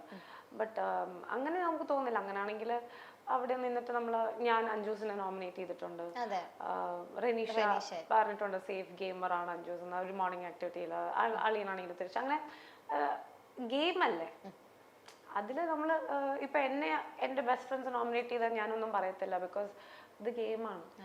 നിങ്ങളത് ട്രൈ ചെയ്യുന്നുണ്ട്, പക്ഷെ കാണുന്നവർക്ക് അവിടെ എല്ലാവർക്കും ഒരു ഫ്രണ്ട്ഷിപ്പ് ഉണ്ട് എന്നുള്ളൊരു തോട്ട്. പക്ഷെ ഡെഫിനറ്റ്ലി ഇപ്പം സേവ് ചെയ്യാൻ പറ്റിയ രീതിയിൽ നമ്മൾ സേവ് ചെയ്ത് കളിക്കാമെന്നെങ്കിൽ നമ്മൾ ഒരുപക്ഷെ വിചാരിക്കും ഓക്കെ നമുക്ക് അങ്ങ് വരെ ഫൈറ്റ് ചെയ്ത് നമുക്ക് 3 പേർക്കും കൊണ്ട് എന്നിട്ട് നമുക്ക് ഇടയിൽ ഫൈറ്റ് ചെയ്യാം. അങ്ങനെയൊക്കെ ആദ്യം തോട്ട് ചെയ്തായിരുന്നു. ബട്ട് അത് പിന്നീട് മാറി. അത് പിന്നെ ഫെയർ ആവില്ല, ബാക്കിയുള്ളവർക്ക് അത് അൺഫെയർ ആയിട്ട് വരും എന്നുള്ള അങ്ങനെ. ഓക്കെ. ഞാൻ ബോർ അടിപ്പിക്കുന്നുണ്ടോ? അയ്യോ ഇല്ല. ഇല്ലേ? ഓക്കെ. അങ്ങനെ ചോദിച്ചതാ. ഞാൻ ചോദിക്കുന്നതിനല്ലേ പറയാൻ പറ്റുള്ളൂ, അങ്ങനെയൊന്നുമില്ല. പിന്നെ എനിക്ക് തോന്നുന്നു റനീഷയ്ക്ക് ചെറിയ പണി കിട്ടിയത് അഞ്ജൂസ് അമ്മൂമ്മ വിളിച്ച സമയത്തായിരുന്നു. എന്തായാലും ഞാനാണെങ്കിൽ അത് കേട്ടതുമില്ല. ഞാൻ ബ്ലാങ്ക് അടിച്ചിരിക്കായിരുന്നു. അളിയനിങ്ങനെ കിടന്ന് പൊട്ടിത്തെറിക്കുന്നത് ഞാൻ കേട്ടിട്ടില്ല. അപ്പൊ എണീറ്റ് പോയി. അത് ശോഭിച്ച് ഇരുന്ന് കേട്ടിട്ട് പിന്നീട് വന്ന് ചോദിച്ചു. അപ്പോഴാണ് ഞാൻ അറിയുന്നത് ഇങ്ങനെ ഒരു സംഭവം നടന്നതായിട്ട്. കാണുന്ന ഞാനൊക്കെ അടക്കാൻ ശ്രദ്ധിക്കുന്നത് അപ്പോഴേ ശരിയാണല്ലോ, അങ്ങനെ ഒരു അമ്മൂമ്മ വിളി അവിടെ ഉണ്ടായിട്ടുണ്ടല്ലോ എന്ന് ആലോചിക്കുന്നത്. ആ ഒരു ഇമോഷനില് ഞാൻ അളിയുന്ന കരച്ചില് അതാണ് മോർ ഇമ്പോർട്ടൻസ് കൊടുത്തത്. അതവിടെ അഖിലേട്ടൻ എങ്ങനെയാണെന്ന് അറിയോ? അഖിലേട്ടനെ ഓൾറെഡി ആദ്യം അമ്മൂമ്മേന്ന് വിളിച്ച് പ്രശ്നമായത്. പിന്നെ നേരെ ഇവിടെ 5 ദിവസം വന്നപ്പോ അവിടെ റനീഷക്കെട്ട് കിട്ടി. പിന്നെ ഓൾറെഡി അഖിലേട്ടൻ മുണ്ട് പൊക്കി എന്നുള്ള ഇഷ്യൂല് നിൽക്കുമ്പോഴാണ് ജുനൈസ് അവിടെ പോയിട്ട് അത് പൊക്കി. അപ്പൊ ജുനൈസിനും പണി കിട്ടി. അങ്ങനെ 2 സ്ഥലത്ത് അഖിലേട്ടന് സ്കോർ ചെയ്യാൻ പറ്റി. എന്താ പറഞ്ഞേ എന്നുള്ള രീതിയിൽ 2 സ്ഥലത്ത് സ്കോർ ചെയ്യാൻ പറ്റി. അത് ഈ പറയുന്ന ചിലപ്പോ പ്രാർത്ഥനയുടെ ഒക്കെ വല്ല ബലമായിരിക്കും, അല്ലെങ്കിൽ വല്ല തിരിച്ചു വരും എപ്പോഴും പറയുന്നുണ്ടല്ലോ എന്റെ പ്രാർത്ഥന ഭരിക്കും അങ്ങനെ കപ്പും കൊണ്ടുപോയി. അതെ, പ്രാർത്ഥിച്ച് കപ്പും കൊണ്ട് പോയിന്ന്. ഓക്കെ. പിന്നെ എനിക്ക് ചോദിക്കാനുള്ളത് ക്യാപ്റ്റൻസി. ഇപ്പൊ ജുനൈസിനെ ഇന്റർവ്യൂ ചെയ്തപ്പോഴും ജുനൈസ് ആദ്യം പറഞ്ഞത് നല്ലൊരു ക്യാപ്റ്റൻ ആണ്, എല്ലാ കാര്യങ്ങളും മാനേജ് ചെയ്യാൻ എല്ലാത്തിനും വളരെ നല്ലൊരു ക്യാപ്റ്റൻ ആയിട്ട് നല്ലൊരു ക്വാളിറ്റി സെറീനയ്ക്ക് ഉണ്ട് എന്ന് പറഞ്ഞു. ജുനൈസ് പറഞ്ഞു ഇങ്ങനെയല്ലേ ഞാൻ ക്യാപ്റ്റൻ ആയിരുന്നപ്പോ ഞാൻ എന്തിനു നീ പറയുന്നത് കേൾക്കണം, നീ ആരാ ക്യാപ്റ്റൻ ആയി, ഇതൊന്നും എന്റെ അടുത്ത് ചോദിക്കേണ്ട കാര്യമില്ല. ഇതൊക്കെ പറഞ്ഞാൽ ഇപ്പൊ ഇങ്ങനെ പറഞ്ഞേ ജൂനിയേഴ്സിനെ ഇപ്പൊ ഇവിടെ കൊണ്ടുവരായിരുന്നു അങ്ങനെ പറഞ്ഞു. നല്ല ക്യാപ്റ്റൻ ആണ്. പക്ഷെ അവൻ ആ ഒരു സമയത്ത് നമുക്കെല്ലാം ഭയങ്കര പ്രഷറാണ്. വീക്കുകളും പോകുന്തോറും ആൾക്കാരുടെ എണ്ണം കുറയുന്നു. നമ്മുടെ ലൈഫ് ഗ്രാഫ് ഇട്ട ടൈമിലാണ് ഞാൻ ക്യാപ്റ്റൻ ആയത്. അപ്പം മോർ ദാൻ എ ക്യാപ്റ്റൻ അതൊരു ബേബി സിറ്റിംഗ് ആയിരുന്നു എനിക്ക്. എല്ലാവരും ചുമ്മാ കിടന്ന് വാശി പിടിക്കുന്നു, ചുമ്മാ അങ്ങോട്ടും ഇങ്ങോട്ടും ചൊറിയുന്നു, വെറുതെ ലൈഫ് ഗ്രാഫ് പറയുന്നതിന് ഇടയ്ക്ക് അങ്ങോട്ടും ഇങ്ങോട്ടും സംസാരിക്കുന്നു. അപ്പൊ ഞാൻ എന്തോ ബേബി സിറ്റർ അവിടെ പോയി നിൽക്കുക അങ്ങനെയൊക്കെ. പിന്നല്ലാതെ ലൈഫ് ഗ്രാഫ് പറഞ്ഞോണ്ടിരിക്കും ആ അധികാരത്തിൽ ചെയ്യാൻ പറ്റില്ല. സോ അങ്ങനെയായിരുന്നു. അത് ഞാൻ ലാൽ സർ പറഞ്ഞപ്പോഴും പറഞ്ഞു, മോർ ദാൻ ക്യാപ്റ്റൻ ഒരു ബേബി സിറ്റർ ആയിരുന്നു, ഒരു നഴ്സറി പോലെ. But it was nice. 3-4 ക്യാപ്റ്റൻസിയിൽ എനിക്ക് I think second last captain ആയിരുന്നു ഞാൻ. Junaiz last captain. അതെ അതെ, രണ്ടുപേരും അടുപ്പിച്ചാണ് വന്നത്. ഓ അവിടെയും കോമ്പോ. അയ്യോ അതൊന്നും പറയാനില്ല, അതിലേക്ക് ഞാൻ വരികയാണ്. എന്തായാലും നമുക്ക് സാഗരേട്ടനെ സ്റ്റാർട്ട് ചെയ്യാം. അപ്പൊ നമ്പർ 1 അതെ, സാഗരേട്ട വന്നപ്പോഴേക്കും ഞാൻ ആദ്യം ചോദിച്ചു, സെറീന അയിലമത്തി പാർവതി ചോദിക്കൂ, മടിക്കാതെ ചോദിക്കൂ, പാർവതി തുറന്ന് ചോദിക്കൂ. ഞാൻ പറഞ്ഞു ഞാൻ ചോദിക്കല്ല ചേട്ടാ, പറയാ വേണ്ടത്, അങ്ങോട്ട് പറയാന്ന് പറഞ്ഞു. എന്നിട്ടാണ് ആളെൻ്റെ അടുത്ത് ഇങ്ങനെ ഓരോ കാര്യങ്ങൾ പറഞ്ഞത്. ഇപ്പൊ പുറമേ കാണുന്ന രീതിയിൽ ഒരു ലവ് സ്ട്രാറ്റജി ഇറക്കുക അങ്ങനത്തെ ഒരു സംഭവം അല്ല. സാഗരേട്ടൻ പറഞ്ഞത് സാഗരേട്ടൻ്റെ അമ്മയ്ക്ക് ശേഷം ഒരുപാട് സംസാരിച്ചത്, അല്ലെങ്കിൽ ഏറ്റവും കൂടുതൽ ഞാൻ എൻ്റെ ലൈഫിൽ സംസാരിച്ച് ടൈം സ്പെൻഡ് ചെയ്ത ഒരാളാണ് സെറീന. അങ്ങനെ ഒരു ഫീലിങ്സ് ആണ് എനിക്ക് വന്നത്. അല്ലാതെ ഇറങ്ങിക്കഴിഞ്ഞാൽ ഉടനെ തന്നെ ഞങ്ങൾ കല്യാണം കഴിക്കും, ഇപ്പൊ തന്നെ ഞങ്ങൾ കെട്ടാൻ പോവാണ്, അങ്ങനെ ഒരു രീതിയിലൊന്നും അല്ല. പക്ഷെ അത് പുറത്തേക്ക് പോണത് അങ്ങനത്തെ ഒരു കാഴ്ചപ്പാടിലാണെന്നുള്ള കാര്യം പറഞ്ഞു. ഇനി നമുക്ക് റെനീഷയുടെ സൈഡ് സെറീനയുടെ സൈഡ് കേൾക്കാം. അപ്പൊ ശരി, റെനീഷ വിളിച്ചിട്ട് അല്ല, ഈ സെറീന റെനീഷ എന്ന് മാറിപ്പോന്നു. സോറി. അയ്യോ, ആക്ച്വലി റെനീഷയുടെ ഫാമിലി വന്നിട്ട് എൻ്റെ അടുത്ത് പറയാ ഞാൻ സെറീനയുടെ ആന്റി ആണ്. എയർപോർട്ടിൽ നിന്ന് ഇപ്പൊ എന്റെ തെറ്റല്ല, പെട്ടെന്ന് സോറി ഞാൻ റെനീഷയുടെ ആന്റി. നിങ്ങളുടെ പേരിലാ ഒരു ഇതുണ്ട്, സ്വന്തം ആന്റി വന്ന് പറഞ്ഞ പിന്നെ ഞാനിപ്പോ പാർവതി അങ്ങനെ ബ്ലെയിം ചെയ്യും. അപ്പൊ തന്നെ മുഖമൊക്കെ മാറി, എന്നാ റെനീഷനെ വിളിക്കാന്നൊക്കെ സമ്മതിക്കില്ലേ? സാഗരേട്ടൻ എല്ലാം വേണോ? വേണ്ട. സാഗരേട്ടൻ ഈ പറഞ്ഞ സെയിം റീസൺ ആണ്. അതായത് ഞാൻ വീട്ടിൽ നിന്ന് മാറി നിന്നിട്ടല്ല, എൻ്റെ ലൈഫിൽ ഞാൻ ഏറ്റവും അറ്റാച്ച്ഡ് ആയിട്ടുള്ള ആള് എൻ്റെ മമ്മയാണ്. സാഗരേട്ടൻ ആണെങ്കിലും ലൈഫിലെ ഏറ്റവും അറ്റാച്ച്ഡ് ആയിട്ടുള്ള ഒരു അമ്മയാണ്. അപ്പം ആളുടെ അമ്മയുടെ കാര്യം എനിക്കറിയാം, ഞാൻ അവിടെ സംസാരിച്ചിട്ടുള്ളത് ചേട്ടനും അറിയാം. അങ്ങനെയാണ് ആദ്യത്തെ കുറേ ദിവസങ്ങളൊന്നും നമ്മൾ മിണ്ടിയിട്ടൊന്നുമില്ല. ഞാനൊരു ആംബിവേർട്ടാണ്. ഞാൻ എൻ്റെ ടൈം എടുത്തിട്ടാണ് ഞാൻ ആൾക്കാരിൽ ഇടപെടുക, ഞാൻ സംസാരിക്കുക. എൻ്റെ ഒരു കംഫർട്ട് സോൺ വന്നാലും ഞാൻ ജെൻഡർ നോക്കത്തില്ല, അങ്ങനത്തെ ഒരാളാണ്. അപ്പം ആദ്യത്തെ കുറേ ദിവസങ്ങൾ ഞങ്ങൾ ഫ്രണ്ട്സേ അല്ലായിരുന്നു. പിന്നെ നമ്മൾ സംസാരിച്ചൊന്ന് കണക്റ്റായി. അതിൻ്റെ ഒരു കോമൺ ഫാക്ടർ ആക്ച്വലി ഈ അമ്മ എന്ന് പറയുന്ന ഇമോഷനാണ്. അത്രയും നമ്മളെ ചേർത്ത് നിർത്തിയത് അമ്മയോടുള്ള സ്നേഹം. എസ്പെഷ്യലി മദേഴ്സ് ഡേക്കൊക്കെ വന്നപ്പോഴത്തേക്കിന് എല്ലാം നമ്മൾ ലെറ്റർ എഴുതേണ്ടി വന്നു. അപ്പം സാഗരേട്ടൻ്റെ ലെറ്റർ എന്ന് പറഞ്ഞാൽ ഞാൻ അവിടെ കരഞ്ഞ് ഇല്ലാണ്ടായി. അത് ഭയങ്കര ലൈഫുള്ളൊരു ലെറ്റർ ആയിരുന്നു, സത്യം ഭയങ്കര. അപ്പം സാഗരേട്ടനായിട്ടുള്ള ഒരു ഇമോഷൻ സാഗരേട്ടൻ പറഞ്ഞ സെയിം തിങ്, വേറെ ഒന്നുമായിട്ട് അല്ലാതെ ഇപ്പം കല്യാണം കഴിക്കാൻ അതല്ലല്ലോ. നമ്മൾ ഒരാളുടെ അടുത്ത് എനിക്ക് ഭയങ്കര ഇഷ്ടമാണ് സാഗരേട്ടൻ. Is a very very very good person. ഭയങ്കര ക്വാളിറ്റീസ് ഉള്ള ഒരുപാട് നല്ല ക്വാളിറ്റീസ് ഉള്ള ആളാണ്. അത് വേറൊരു രീതിയിൽ ചിത്രീകരിക്കുന്നത് ഞാൻ പുറത്തിറങ്ങി ഇപ്പം ഈ സോഷ്യൽ മീഡിയയിൽ കാണുമ്പോൾ. പക്ഷെ ഞാനതാ പറഞ്ഞത്, ഞാൻ ജെൻഡർ നോക്കിയിട്ടല്ല നമ്മൾ ഒരാളായിട്ട് കംഫർട്ട് ആവുന്നത്. അങ്ങനെയാണെങ്കിൽ ഐ വുഡ് സേ നാദിറ. ഞാൻ അതാണ് കഴിഞ്ഞ ദിവസം ഒരു എക്സാമ്പിൾ പറഞ്ഞത്. നാദിറ എന്നൊരു പേഴ്സൺ, നമ്മളെല്ലാവരും ഹ്യൂമൻ ബീങ്സ് അല്ലേ. നാദിറ അവളുടെ കൺസെന്റോടാണ് ഞാൻ ഇതിപ്പോ പറയുന്നത്. SRS ചെയ്യാത്ത ഒരു ഷീമെയിലാണ്. So she's half male and half female. അപ്പം ഞാൻ അവളായിട്ട് അങ്ങനത്തെ ഒരു സംഭവമേ ഒരു രീതിയിലും ഒരു വേർതിരിവില്ല. അത് ഇറങ്ങി കഴിഞ്ഞപ്പോ ശോഭ ചേച്ചിയും സെറീനയും കൂടെ പറയുകയും ചെയ്തു, അങ്ങനെ കാണാനേ പറ്റിയിട്ടില്ല. അതിന് അവള് കിടക്കുമ്പോൾ ഞാൻ അവളുടെ മണ്ടയ്ക്ക് പോയി കിടക്കും, കെട്ടിപ്പിടിക്കും, ഉമ്മ കൊടുക്കും. ഞങ്ങള് അങ്ങനെ അത്ര ക്ലോസ് ആണ്, അത്ര ക്ലോസ് ബിഹേവിയർ ആണ്. അപ്പം അത് വെച്ച് കമ്പയർ ചെയ്യുന്നത് സാഗരേട്ടനായിട്ടും ഭയങ്കര പ്യോർ നല്ല ബോണ്ടാണ്. ആൻഡ് സാഗരേട്ടനെ പെടാത്തവരാരും ഇല്ല വീട്ടിൽ. അത്രയും നല്ല ക്വാളിറ്റീസ് ഉള്ള, അത്രയും ആൾക്കാരെ സ്നേഹിക്കുന്ന ഒരാളാണ് സാഗർ. ഈ ലൈക് സ്നേഹം എന്ന് പറഞ്ഞൊരു കാര്യത്തിൽ ഭയങ്കരമായിട്ട് വാല്യൂ കൊടുക്കുന്ന ഫ്രണ്ട്ഷിപ്പ് ആയിക്കോട്ടെ, ഭയങ്കര സാക്രിഫൈസ് ചെയ്യുന്ന ആളാണ്.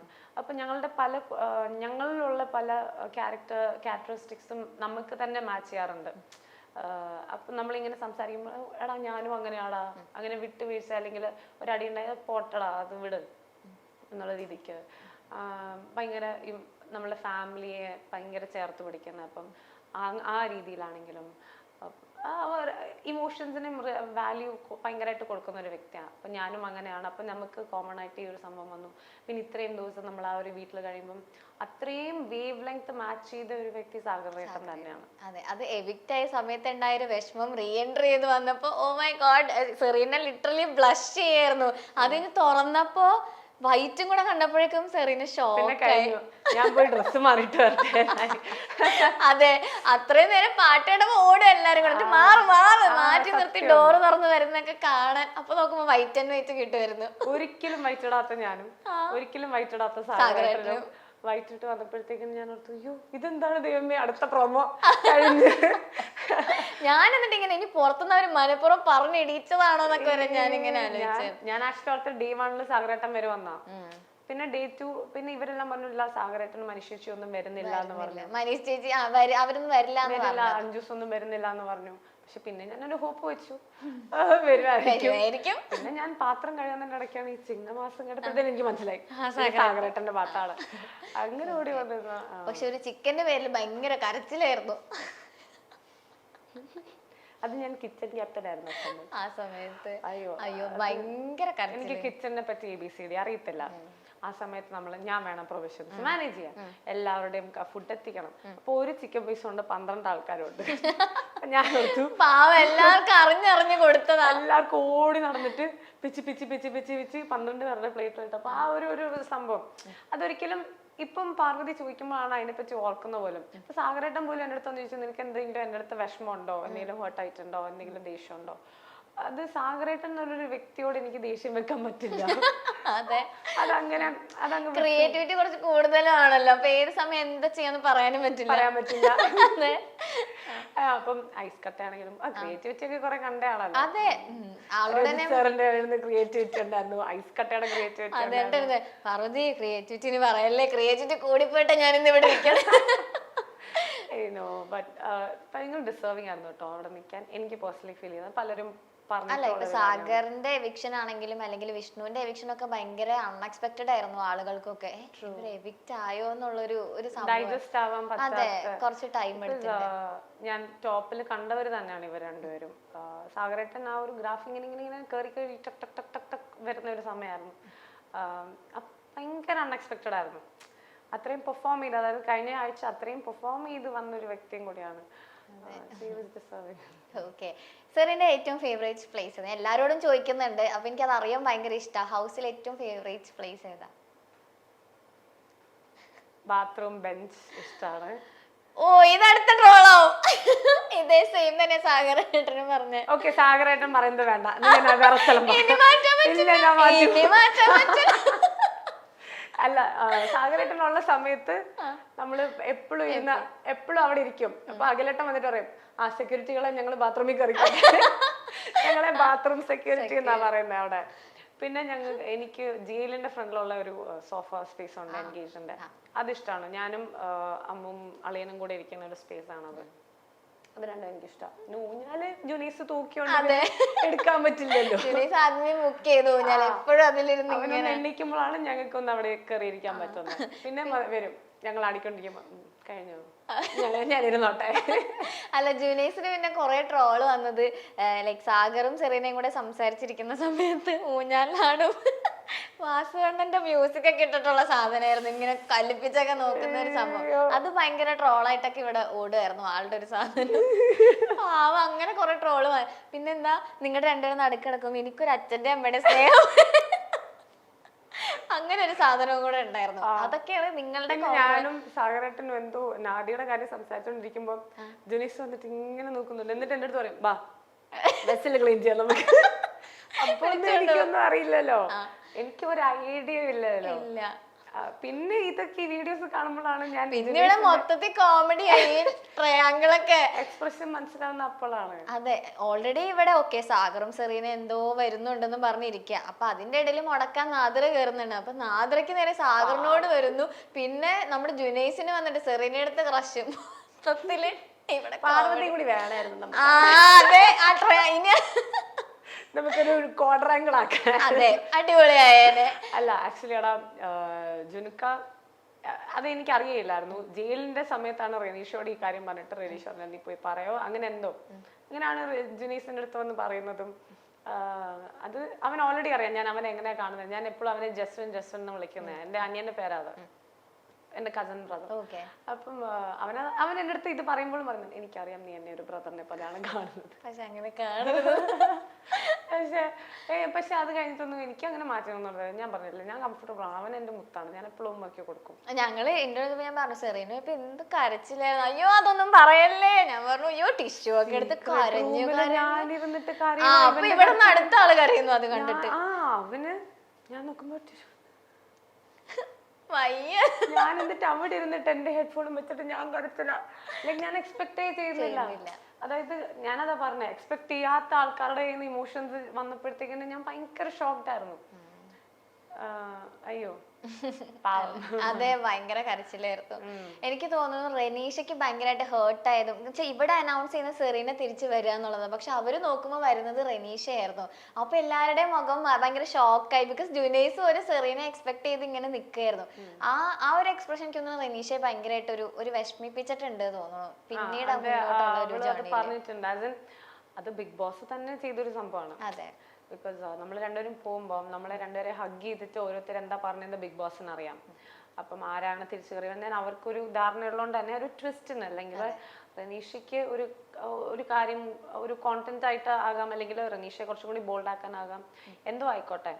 അല്ലെങ്കിൽ ആ ഒരു രീതിയിലാണ് എനിക്ക് ഫീൽ ചെയ്യുന്നത് ബിഗ് ബോസ്. അല്ലെങ്കിൽ തെറ്റി പറയില്ലല്ലോ സെറീന ഇനിയും വീട്ടിലേക്ക് പോകാമെന്ന് പറയില്ലല്ലോ. എപ്പോഴും ബിഗ് ബോസ് പ്രവചനാതീതമാണ്. അപ്പൊ ബിഗ് ബോസ് അത് പറഞ്ഞു. ആ ഒരു എക്സ്പ്രഷൻ ചേഞ്ച് ചെയ്യുന്ന ഒരു പക്ഷെ അവൾക്ക് കുറേയും കൂടി മനസ്സിലാക്കാൻ പറ്റിയിട്ടുണ്ടാവാം, കുറേയും കൂടി അവളെ ഇമോഷണലി സ്ട്രോങ് ആക്കാൻ പറ്റിയിട്ടുണ്ടാവാം. അതൊക്കെയാണ് അവള് പറഞ്ഞിട്ടുള്ളത്. പിന്നെ ഇനിയിപ്പോ ഈ ജുനൈസ് സെറീന കോംബോ അതുപോലെ തന്നെ വരുന്നത് ബിബി ഹോട്ടലിൽ വന്ന സമയത്തും കുറെ സാധനങ്ങൾ ഇറങ്ങിയിട്ടുണ്ടായിരുന്നു. നിങ്ങള് അതില് സാഗരേട്ടനും സെറീനയും കൂടെ ഒരുമിച്ചായിരുന്നു നിങ്ങൾ ആ പെർഫോമൻസ് ആയിട്ട് ചെയ്തത്. അവിടെയും നിങ്ങൾ കുറെ സംഭവങ്ങൾ ക്രിയേറ്റ് ചെയ്യുന്നു, അതിനും സെറീന എഗെയിൻസ്റ്റ് ആയിട്ട് പിന്നെ സംസാരിക്കുന്നു. അപ്പൊ മാനേജർ വരുന്നു, മാനേജറിനെ ആരും മൈൻഡ് ചെയ്യുന്നില്ല. മാനേജർ ആണ് ഞങ്ങളോട് ഇത് ചെയ്യാൻ പറഞ്ഞത്. എപ്പോ സത്യം പറ എവിടെ അല്ല നമ്മൾ അവിടെ ഒരു ക്യാരക്ടേഴ്സ് അല്ലേ, അവിടെ ജുനൈസ് അല്ല സെറീന അല്ല സാഗർ. അവിടെ ഞാനും സാഗരേട്ടനും പെർഫോമേഴ്സ് ആണ്, ഞങ്ങൾ കള്ളന്മാരാണ്. അപ്പൊ സാഗരേട്ടനാണ് ഈ ഒരു ഐഡിയ പറഞ്ഞത്. ഞങ്ങളത് ഗ്രൂപ്പായിട്ട് ഞങ്ങളത് ടീമായിട്ട് ചെയ്യാം, നമുക്കത് പെർഫോം ചെയ്യാം, അതൊന്നും കാണിക്കണമല്ലോ നമ്മൾ കള്ളന്മാരാണ് എന്നുള്ള രീതിയിൽ ഒരു സംഭവം ചെയ്തതാണ്. But it was good. ജുനൈസിന് കുറെ കിട്ടി അതിൽ. അതെ പാവം, സത്യം പറഞ്ഞ പാവം തോന്നി. കാണുന്നവർക്കൊക്കെ ഓക്കെ ജുനൈസ് കുറച്ച് ഓവർ കോൺഫിഡൻസ് സംഭവം കൊളാക്കുമെന്നുള്ളതായിരുന്നു. ഓൾറെഡി വായടക്കില്ല ഒരു നേരം ഇങ്ങനെ സംസാരിച്ചുകൊണ്ടിരിക്കുക. എന്ത് ടോപ്പിക് കിട്ടിയാലും സാഗരേട്ടനൊക്കെ എടാ ഞാനൊന്ന് സംസാരിക്കട്ടെ, എടാ ഞാനൊന്ന് മിണ്ടട്ടെ എന്ന് പറയാൻ ഞാൻ പറയും നീ മിണ്ടാതിരിക്കും സാഗരേട്ടൻ പറ. അവിടെ മധ്യസ്ഥം ഞാൻ അതിന്റെ ഇടയിലും. പക്ഷെ ജുനൈസ് വായടക്കാതെ ഇങ്ങനെ സംസാരിച്ചോണ്ടിരിക്കുക. അപ്പൊ അങ്ങനെ ഒരു സാധനം കിട്ടിയപ്പോ എല്ലാവരുടെ ഇതിലൊക്കെ ജുനൈസ് പൊളിക്കും, ഇത് എന്തൊക്കെയാണ് നടക്കും. പക്ഷെ അത് ഭയങ്കര നൈസായിട്ട് ഡീൽ ചെയ്യാൻ നോക്കി, പക്ഷെ ആരും മൈൻഡ് ചെയ്യുന്നില്ല. ബട്ട് അവന് ആ ഒരു ഹോട്ടൽ ടാസ്കിൽ അവൻ നല്ലോണം ബൂസ്റ്റ് ആയി. അതെ, ആ സമയത്ത് നല്ലൊരു ഹൈപ്പ് ആ ഒരു മാനേജർ ടാസ്ക് അവൻ തന്നെ മാനേജ് ചെയ്ത. നമ്മളെല്ലാരും മാക്സിമം അവനെ ടോർച്ചർ ചെയ്യാൻ നോക്കി. സോ അത് അവന് നല്ലൊരു ഹൈപ്പ് കിട്ടിയിട്ടുണ്ടായിരുന്നു. ഈ പണപ്പെട്ടി എടുക്കാൻ സെറീനയ്ക്ക് ഒരു പ്ലാൻ ഉണ്ടായിരുന്നോ? യെസ് ഉണ്ടായിരുന്നു. ഞാനത് വീട്ടില് നദിയോട് പറഞ്ഞിട്ടുണ്ടായിരുന്നു, അമ്മൂനോട് പറഞ്ഞിട്ടുണ്ടായിരുന്നു. ബിക്കോസ് എനിക്കൊരു സർട്ടൻ എമൗണ്ട് ഞാൻ മനസ്സിൽ വെച്ചിട്ടുണ്ടായിരുന്നു. ഈ എമൗണ്ട് വന്നാലും ഞാൻ പണപ്പെട്ടി എടുക്കും എന്നുള്ളൊരു സംഭവം ഉണ്ടായിരുന്നു. ഫസ്റ്റ് ഡേ ഞാൻ ആ എമൗണ്ട് കണ്ടില്ല. നദി ഒരു 6.5 പോയി ലോക്ക് ചെയ്യാൻ പോയപ്പോ ബിഗ് ബോസ് പറഞ്ഞു ഒരു ദിവസം കൂടെ ഉണ്ട് നാദറ, അന്തിമ തീരുമാനമാണോ എന്ന് പറഞ്ഞപ്പോ പെട്ടി അടച്ചു വെച്ചു. വേണ്ട അപ്പം നെക്സ്റ്റ് ഡേ ആണെങ്കിലും ആ ഒരു രാത്രി ആക്ച്വലി ഞാൻ ആദ്യയോട് പറഞ്ഞു എടാ അത്രയും പ്രശ്നങ്ങൾ ഉള്ളതുകൊണ്ട് ഞാൻ അവളോട് പറഞ്ഞു എടാ ചിലപ്പോ ഒരു പക്ഷെ ഞാൻ എടുക്കത്തില്ലായിരിക്കും, നിനക്ക് അത്ര അത്യാവശ്യം ആയോണ്ട് അത് അവളോട് പറഞ്ഞായിരുന്നു. But let's see. അപ്പൊ ജുനൈസ് പറഞ്ഞു ഇല്ല നീ അത് ലെറ്റ്സ് നോട്ട് ഡിസ്കസ്, ആരെയും ഇൻഫ്ലുവൻസ് ചെയ്യണ്ട, മൈൻഡിൽ തന്നെ വെക്കുക. അതുകൊണ്ട് അവൾ എടുക്കുന്നതിന്റെ അഭിപ്രായം ചോദിച്ചപ്പോൾ പോലും ഞാൻ ഒന്നും മിണ്ടിയില്ല. ഞാൻ പറഞ്ഞു ഞാൻ ഒന്നും പറയത്തില്ല, ബിക്കോസ് ഇൻഡിവിജ്വൽ തീരുമാനമാണ് അത്. ഏത് രീതിയിലും അത് ആൾക്കാർക്ക് പെർസ്പെക്റ്റീവ്സ് ക്രിയേറ്റ് ചെയ്യാം. നമ്മൾ എടുക്കാൻ പറഞ്ഞാൽ അത് വേറെ രീതിയാവും, എടുക്കരുതെന്ന് പറഞ്ഞാൽ അത് വേറെ രീതിയാവും. അപ്പൊ ഞാനും അവളോട് പറഞ്ഞേടാ ഞാൻ ഒന്നും മിണ്ടത്തില്ല, നീ തന്നെത്താനെ ഡിസൈഡ് ചെയ്യേണ്ട കാര്യമാണ്. പക്ഷെ ഞാൻ അവിടെ പറഞ്ഞായിരുന്നു എനിക്കൊരു amount ഞാൻ കണ്ടാലും ഞാൻ എടുക്കും. അപ്പോൾ ഞാനത് കണ്ടുമില്ല. പിന്നെ ആ ഒരു രാത്രി ഞാൻ പറയുകയും ചെയ്തു പക്ഷെ ഞാൻ ചിലപ്പോൾ എടുക്കില്ലായിരിക്കും എന്ന് ഞാൻ പറഞ്ഞു. പക്ഷെ ഞാൻ ഭയങ്കര ഹാപ്പിയാണ് ആദ്യം ആ ഒരു ഡിസിഷനിൽ. അവള് ഭയങ്കര ഹാപ്പിയാണ്, അവളുടെ ഡിസിഷനിൽ അവൾ അത്രയും ഹാപ്പി ആയതുകൊണ്ട് ഞാൻ ഭയങ്കര ഹാപ്പിയാണ്. പക്ഷെ ആരും വിശ്വസിക്കുന്നുണ്ടായിരുന്നില്ല, പ്രത്യേകിച്ച് ശോഭ ചേച്ചി നാദ്രത എടുക്കും ഒട്ടും. ശോഭേച്ചോട് ഞാൻ പറയുന്നുണ്ട്, ശോഭേച്ചി എന്തിനാണ് ഈ കിടന്ന് വെച്ചിരിക്കുന്നത്, ഒന്നും മിണ്ടാതിരിക്കുന്നു. സീരിയസ് ആയിട്ട് അവൾ അവിടെ നിന്ന് പറയുമ്പോൾ ശോഭേച്ചി വിശ്വസിക്കുന്നില്ല. നോട്ട് ഏബിൾ ടു ബിലീവ് എടുക്കും, നാദ്ര എടുക്കും. ബിക്കോസ് ശോഭേച്ചി അവിടെ ആൾക്കാർ ചോദിച്ചു ആരെങ്കിലും പണപ്പെട്ടി എടുക്കുമെന്ന് ചോദിച്ചപ്പം ഇങ്ങനെ കാണിച്ചു, സെറീനയും റെനീഷ എടുക്കുമെന്ന്. ശോഭയ്ക്ക് അത് ഓർത്തെ, നാദ്ര എടുക്കുമെന്ന് ഓർത്തില്ല. അപ്പം നാദിയുടെ ആ ഒരു അപ്പോഴാണ് മനസ്സിലായ ശോഭേച്ചിക്ക് എടുക്കും. അപ്പൊ അങ്ങനെ ആ ഒരു വിചാരിച്ച അത് എന്തായിരിക്കും എമൗണ്ട് അത് പറയുന്നത്. കഴിഞ്ഞില്ലേ ഗ്രാൻഡ് ഫിനാലെ, തരുമോ ഞാൻ ചോദിച്ചാലേ? വേണ്ട, നമുക്ക് വേറെ ക്വസ്റ്റ്യൻ ചോദിക്കാം.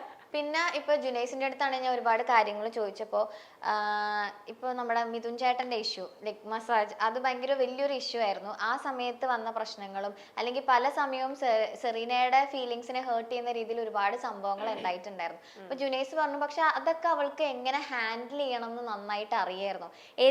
എവിടെ എങ്ങനെ ചെയ്യണം, എപ്പോ പറയണം എന്നൊക്കെ കറക്റ്റ് ആയിട്ടൊരു ധാരണയുള്ള ആളായിരുന്നു സെറീന എന്ന് എൻ്റെ അടുത്ത് പറഞ്ഞു.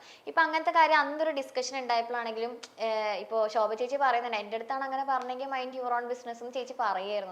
പക്ഷെ ആ സമയത്ത് സെറീന കുറച്ച് സൈലന്റ് ആയിട്ട് നിൽക്കുകയായിരുന്നു, അഖിലേട്ടൻ പറയുന്നതിനെ റെസ്പെക്ട് ചെയ്ത് നിൽക്കുകയായിരുന്നു. ശരിക്കും സെറീനയുടെ മനസ്സിൽ എന്തായിരുന്നു അഖിലേട്ടൻ ആ കാര്യം പറഞ്ഞു തരുമ്പോ? റെസ്പെക്ട്. അതെ അതെ പറഞ്ഞ ഞാൻ അവിടെ വെച്ച് എന്താണോ പറഞ്ഞത് അത് തന്നെയാണ് ഞാൻ പറയുന്നത്. ബിക്കോസ് അഖിലേട്ടനും ശ്രീചേട്ടനും അവിടെ നിന്നിട്ട് എൻ്റെ അടുത്ത് ഇത് പറഞ്ഞപ്പം ആസ് എൻ എൽഡർ ബ്രദർ ഇപ്പോൾ ഒരാൾ എൻ്റെ അടുത്ത് എന്തെങ്കിലും പറയുകയാണെങ്കിൽ ഞാൻ അവിടെ പൊട്ടിത്തെറിക്കുന്ന കാര്യമില്ല.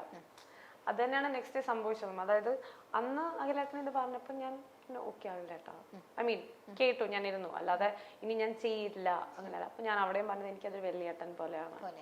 മിഥുൻ ചേട്ടന് ഞാൻ അങ്ങനെയാണ് ഡേ 1 തൊട്ട് കാണുന്നത്. അല്ലാതെ ഞാൻ അവിടെ ജസ്റ്റിഫൈ ചെയ്ത് ന്യായീകരിച്ച് അവിടെ ലൈക്ക് എല്ലാവരുടെയും ക്യാരക്ടർ ഡിഫറെന്റ് അല്ലേ. ശോഭേച്ചി അങ്ങനെ ആയിരിക്കും ചെയ്യുക, ഞാൻ ഇങ്ങനെയല്ല, ഞാൻ അതിനെ റെസ്പെക്ട് ചെയ്തു ആ പെർസ്പെക്റ്റീവിനെ. ബട്ട് പിറ്റേ ദിവസം നാദ്ര തോളിൽ ഇങ്ങനെ ചെയ്തപ്പോഴാണ് ഞാൻ പറഞ്ഞത് എന്താണ് ശിവചേട്ടനെ കൊണ്ട് ചെയ്യിപ്പിച്ചോളൂ, എന്തിനാണ് നാദ്ര. അവിടെ ഞാനൊരു പൊട്ടിത്തെറിയല്ല ഉണ്ടാക്കുന്നത്. എല്ലായിടത്തും പൊട്ടിത്തെറി ഉണ്ടാക്കണം എന്നില്ലല്ലോ. ബിഗ് ബോസ് എന്ന് പറഞ്ഞ പൊട്ടിത്തെറി മാത്രമാണ്. ഞാനൊന്ന് പോക്ക് ചെയ്താ സംസാരിച്ചേ, ഇതിനാണ് നാദ്രയും കൊണ്ട് ചെയ്യിപ്പിക്കുന്നത്, ശിവചേട്ടനില്ല ചെയ്യിക്കാൻ. അപ്പൊ ശിവചേട്ടൻ പറഞ്ഞു ബാൻഡേഡ്, എൻ്റെ കയ്യിൽ ബാൻഡേഡ് ഉണ്ടോ, എനിക്ക് ചെയ്യാൻ പറ്റില്ല. പറഞ്ഞാ നിങ്ങൾക്കൊക്കെ എന്തോ ആകാലോ എന്ന് പറഞ്ഞിട്ട് അങ്ങനെ വിട്ടു. ഇത് പുറത്തുള്ള കാര്യമല്ല കേട്ടോ, ഇത് കിച്ചൺ സ്ലാബിൽ നടക്കുന്ന ഒരു കുഞ്ഞു കോൺവെർസേഷൻ ആയിരുന്നു. അങ്ങനെയായിരുന്നു ആ ഒരു ഇഷ്യൂ അങ്ങനെയായിരുന്നു. പിന്നെ അത് വലിയ ഇഷ്യൂ ആയി, ഗസ്റ്റുകൾ വന്ന്, പിന്നെ മിഥുൻ ചേട്ടൻ അതിലിടപെട്ടു. മിഥുൻ ചേട്ടൻ ഇതിന്റെ കാര്യം ഞാൻ പറഞ്ഞില്ല. ബിക്കോസ് വെറുതെ എന്തിനാ പുള്ളിയും കൂടെ ഹേർട്ടാണ്, ഇൻ കേസ് പുള്ളിക്ക് അത് ഹേർട്ട് ആയാലോ എന്ന് വിചാരിച്ച് ഞാൻ പറഞ്ഞിട്ടുണ്ടായിരുന്നില്ല. ബട്ട് അത് അവിടെ ഒരു ടോക്കായി. ഗസ്റ്റുകൾ വന്ന് സംസാരിക്കുമ്പോഴാണെങ്കിലും അത് ഞാൻ എൻ്റെ സ്റ്റാൻഡ് എടുത്തില്ല എന്ന് പറയുമ്പം ഒരു പക്ഷെ ഞാൻ കിച്ചൺ സ്ലാബിൽ നിന്ന് സംസാരിക്കുന്നത് പോയിട്ടുണ്ടാവില്ല, അത് 24-ലായിരിക്കും പോയിട്ടുണ്ടാവുക. അപ്പം ഞാൻ അത് ആ ഭാഗം എൻ്റെതും ക്ലിയർ ചെയ്യണം. ഞാൻ മമ്മായിട്ടിരിക്കുന്നെന്ന് പറയാൻ പാടില്ലല്ലോ. പിന്നെ അപ്പോൾ ആണ് മിഥുൻ ചേട്ടൻ അറിയുന്ന, അഖിലേട്ടൻ അറിയാം. അങ്ങനെ വലിയൊരു ആ രാത്രി ഫുള്ള് എൻ്റെ ത്രോട്ട് പോയി, എൻ്റെ തൊണ്ടയുടെ ശബ്ദമേ കംപ്ലീറ്റ്ലി പോയി. പിന്നെ ഈ മസാജിന്റെ സംഭവമാണെങ്കിലും മിഥുൻ ചേട്ടനെ ഞാൻ എങ്ങനെയാ കാണുന്നതെന്ന് എനിക്കറിയാം. അതിപ്പോ ഇഷ്യൂ കഴിഞ്ഞിട്ട് മിഥുൻ ചേട്ടൻ ഫാമിലി വന്നപ്പോഴും സെറീന അവരോട് പറഞ്ഞ ഭയങ്കര ബ്രദർ ആയിട്ടാ കാണുന്നത്, അത് എന്നും അങ്ങനെ തന്നെ ആയിരിക്കും എന്നൊക്കെ സെറീന പറയുന്നുണ്ടായിരുന്നു. ബിക്കോസ് മിഥുൻ ചേട്ടനെ അങ്ങനെ കാണാൻ തോന്നത്തുള്ളൂ എനിക്ക്. അവര് അമ്മയോട് ഞാൻ ഇങ്ങനെ പറഞ്ഞപ്പോ അമ്മ പറഞ്ഞു എനിക്കറിയാം മോളെ, ആദ്യം തൊട്ടേ ഞാൻ അത് കാണുന്നതല്ല, എനിക്കറിയാം. ആ ഒരു വലിയേട്ടൻ എന്നൊരു സംഭവം. ബിക്കോസ് ഞാൻ സിംഗിൾ ചൈൽഡ് ആയതുകൊണ്ട് എനിക്ക് ചേട്ടന്മാര് ചേച്ചിമാരെയൊക്കെ ഭയങ്കര ഇഷ്ടമാണ്. ചെറുതുങ്ങളെക്കാളും കൂടുതൽ എനിക്ക് വലിയ പ്രൊട്ടക്ട് ചെയ്ത് അതൊക്കെ ഭയങ്കര ഇഷ്ടമാണ്. അപ്പം മിഥുൻ ചേട്ടൻ അങ്ങനെയാണ്, ചേട്ടന് മോളെ എന്നൊക്കെ പറഞ്ഞിട്ട് വരും. അപ്പൊ അത് സെറിന മോളെ എന്നാണ് എന്നെ വിളിക്കുന്നത്. അതെന്റെ വീട്ടുകാർ വിളിക്കുന്ന ഒരു പേരും കൂടെ, സെറിന മോളെ. അപ്പൊ അതൊക്കെ എനിക്ക് ഭയങ്കര ഇഷ്ടമാണ്. അങ്ങനെയാണ് ഞാൻ ഒരു രീതിയിലും ഒരു കളങ്കമില്ലാത്ത. ഇപ്പൊ എന്റെ ചേട്ടൻ വന്ന് മടി കിടക്കുകയാണെങ്കിൽ ഞാൻ ചോറിന് കൊടുക്കുന്ന, അങ്ങനെ അതിന് വലിയ ഡീപ്പർ മീനിങ് ഇല്ല. അഖിലേട്ടൻ പറഞ്ഞ പോലെ സമൂഹത്തിലെ ഒരു വിഭാഗം ആൾക്കാർക്ക് അത് തെറ്റിദ്ധാരണ ആയിട്ട് എടുക്കാം. അത് വേറെ രീതിയിൽ ചിത്രീകരിക്കാം. പക്ഷെ ആസ് ലോങ് ആസ് എനിക്ക് എൻ്റെ ഇന്റൻഷൻ അറിയാമല്ലോ, ഞാൻ അങ്ങനെയല്ല. ഇപ്പം അമ്മ പോലും എന്നോട് വന്ന് പറഞ്ഞു, അമ്മ ഫാമിലി വീക്കിൽ എന്നോട് പറഞ്ഞു അമ്മയ്ക്ക് അത് ഇഷ്ടമല്ല എന്ന് പറഞ്ഞപ്പോൾ ഞാൻ പറഞ്ഞു അമ്മ എനിക്കതൊരു വലിയേട്ടനാണ് പക്ഷെ പിന്നെയും അമ്മ പറഞ്ഞുകൊണ്ടാണ് കൂടി ഞാൻ ഒന്ന് അവോയ്ഡ് ചെയ്യാൻ ഉള്ള രീതിക്ക് ഞാൻ അങ്ങോട്ടും ഇങ്ങോട്ടും ഒക്കെ നടന്നത്. പക്ഷെ എന്നാലും ചേട്ടനല്ലേ, അങ്ങനെ. അല്ല അതിങ്ങനെ മിഥുൻ ചേട്ടൻ വരുമ്പോ സെറീന ഇവിടെ നിന്ന് എഴുന്നേറ്റ് പോകുന്നു, പിന്നെ എണീറ്റ് പോകുന്നു. എനിക്കത് ഭയങ്കര ഒബ്വിയസ് ആക്കണ്ട പാവൻ ചേട്ടൻ. അപ്പൊ ചേട്ടൻ പിന്നെ ഓക്കെ നീ ഇല്ല എന്നാ പിന്നെ നാഥ പോ, അല്ലല്ല അങ്ങനെ. ബട്ട് ഞാനത് അത് എന്തിനാ വെറുതെ ഒരു ഇമോഷണലി ഒരാളെ വിഷമിപ്പിക്കണ്ടല്ലോ. അത് അമ്മ അവിടെ ഇരുന്ന് പറയുന്നുണ്ടായിരുന്നു, അമ്മയുടെ ആയിട്ട് പറയുന്നതാണ്. അല്ലാതെ പിന്നെ അത് കണ്ടു അമ്മ പറയുന്നത് കേൾക്കുന്നില്ല, ഇതെന്ത് മോളാണിത് എന്നുള്ള രീതിക്കല്ല എനിക്ക് കിട്ടി. പക്ഷെ മമ്മ എപ്പോഴും പറയുന്ന കാര്യമാണ്, മമ്മയ്ക്ക് ഭയങ്കര റെസ്പെക്റ്റാണ് ഞാൻ എടുക്കുന്ന സ്റ്റാൻഡും ഞാൻ വിശ്വസിക്കുന്ന കുറച്ച് ബിലീഫ് കാര്യങ്ങളൊക്കെ അമ്മയ്ക്ക് ഭയങ്കര റെസ്പെക്റ്റ് ഉണ്ട്. അപ്പൊ അമ്മയുടെ അഭിപ്രായങ്ങൾ പറയും, അമ്മ എന്നെ അഡ്വൈസ് ചെയ്യും, ഞാൻ അതില്ലാത്തതും എല്ലാം എടുക്കും. പക്ഷെ അറ്റ് ദി എൻഡ് മമ്മ എടുക്കുന്ന തീരുമാനങ്ങളാണെങ്കിലും ഞാൻ എടുക്കുന്ന തീരുമാനങ്ങളാണെങ്കിലും ഞങ്ങളുടെ വീട്ടിലെല്ലാവരും നമ്മൾ അതിൻ്റെ റെസ്പെക്റ്റ് ചെയ്യും.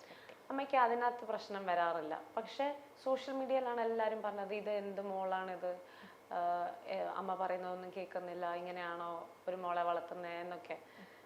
ബട്ട് നമുക്കറിയാമല്ലോ, അമ്മയ്ക്ക് എന്നെ അറിയാം, എനിക്കും അമ്മയെ അറിയാം. അമ്മയുടെ ആ ഒരു വാക്ക് പറഞ്ഞു അമ്മ വലിയേട്ടനാണ്, അത് അമ്മയുടെ ചെവിയും കൊണ്ട് കേട്ടു, അത് അത്രേ ഉള്ളൂ. അതെ. ഇപ്പോ ഹൗസിൽ നിന്ന് പുറത്തിറങ്ങിയിട്ട് എന്തൊക്കെയായിരുന്നു അമ്മ പറഞ്ഞു തന്നെ? സെറീനയുടെ ഇപ്പം ചെയ്യുന്ന ഓരോ ഗെയിമിൽ എടുക്കുന്ന പ്ലാൻസ് അല്ലെങ്കിൽ എടുക്കുന്ന ഡിസിഷൻസ്, ഒറ്റയ്ക്ക് നിന്ന് ചെയ്ത എല്ലാ കാര്യങ്ങളും ഒറ്റയ്ക്കായിരുന്നല്ലോ ഡിസിഷൻസ് ഒക്കെ എടുത്തത്. അപ്പൊ അതൊക്കെ പുറത്തിറങ്ങിയപ്പോ അമ്മ എന്താ പറഞ്ഞേ? അമ്മ ഭയങ്കര പ്രൗഡാ. അയ്യോ, മമ്മ മാത്രല്ല വീട്ടിലുള്ള എല്ലാവരും ഭയങ്കര പ്രൗഡാ. അപ്പച്ചൻ, എൻ്റെ മമ്മയുടെ പപ്പ എൻ്റെ സൂപ്പർ ഹീറോ ആണ്. അപ്പോൾ അപ്പച്ചനാണെങ്കിലും എല്ലാവരും വീട്ടിലെല്ലാ റിലേറ്റീവ്സും കുറേ മെസ്സേജസ്, ഫോൺ ഞാൻ പറഞ്ഞില്ലേ വീട്ടിലെത്തിയിട്ടാണ് ഞാൻ ഓൺ ചെയ്തത്, അപ്പോൾ വന്ന് സപ്പോർട്ട്. ആസ് ഇൻ ഒരു കുറച്ച് സ്റ്റീരിയോ ടൈപ്പ് ബ്രേക്ക്, അതായത് കുടുംബ പ്രേക്ഷകർക്ക് ചിലപ്പോൾ ഉൾക്കൊള്ളാൻ പറ്റാത്ത ഒരു കൈൻഡ് ഓഫ് ഫിസിക്കൽ അപ്പിയറൻസ് ആവാം എനിക്ക്. എല്ലാവർക്കും ഡൈജസ്റ്റ് ആവണമെന്നില്ല ഞാൻ പറയുന്ന കാര്യങ്ങൾ. സോ അതിൻ്റെ ആക്സെപ്റ്റൻസ് കുറവുണ്ടാവാം. പക്ഷെ അത്രയ്ക്ക് വലിയ കാര്യങ്ങളൊക്കെ പറഞ്ഞു എനിക്ക് അങ്ങനെ തോന്നുന്നില്ല. ഉണ്ട്, അങ്ങനെ നടന്നിട്ടുണ്ട്. അതായത് ഈ മസാജിന്റെ കാര്യമാണെങ്കിലും ഞാൻ കണ്ടിന്യൂ ചെയ്തു. അല്ലെങ്കിൽ ഞാനിപ്പം പ്രോഗ്രസീവ് മൈൻഡ് സെറ്റിന്റെ കാര്യം ഞാനും ജനീസ നമ്മളെല്ലാവരും ഇങ്ങനെ സംസാരിക്കുമ്പോഴും നമുക്ക് ഓപ്പോസിറ്റ് ആയിട്ടുള്ള നമ്മളോട് പറയും ഒരു സമൂഹം ഉണ്ട് ഇതിനെ എതിർക്കാൻ. നമ്മളത് നോക്കിയിട്ടിരുന്നിട്ട് കാര്യമില്ലല്ലോ.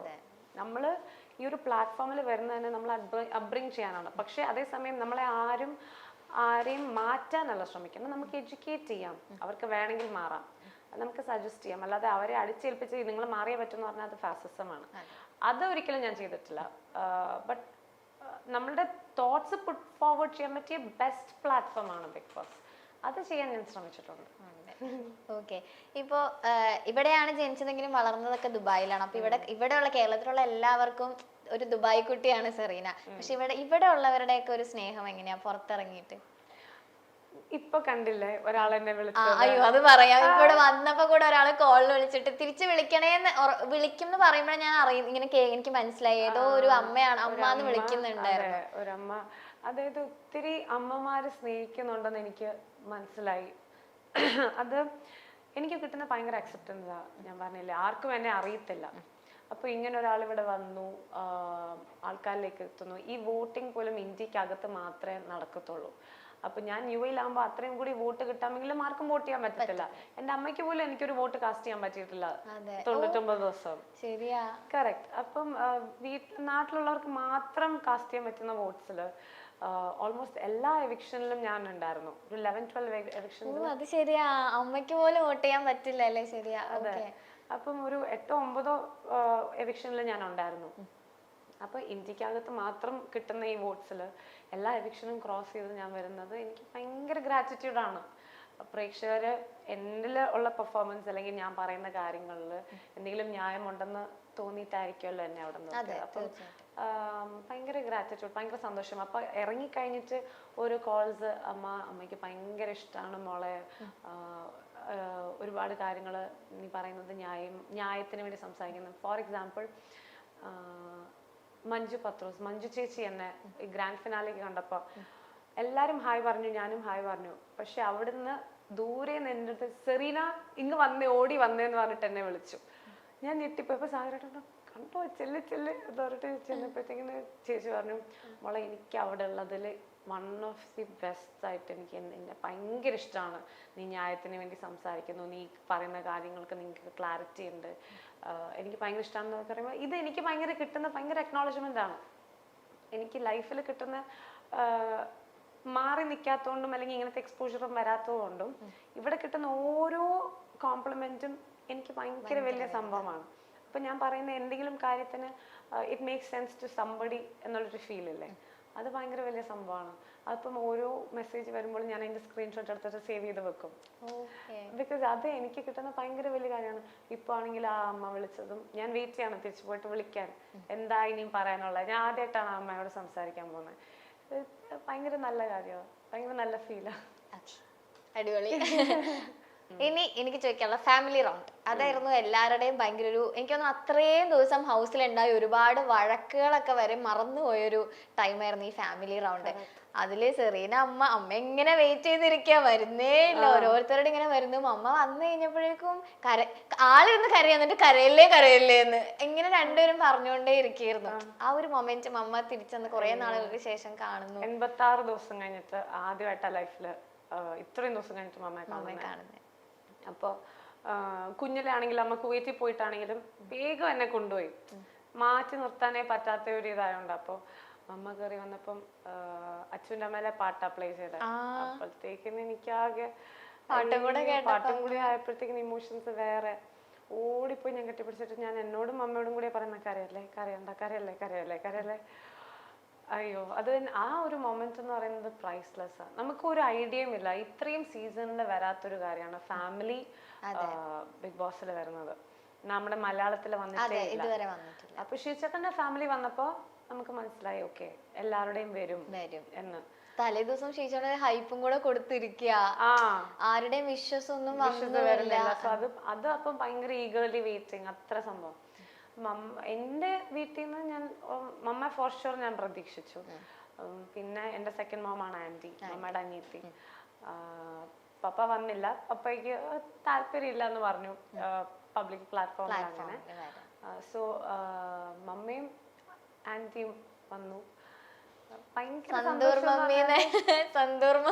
വീണ്ടും വെറുതെ പ്രൊമോ കൊടുക്കും ഞാൻ.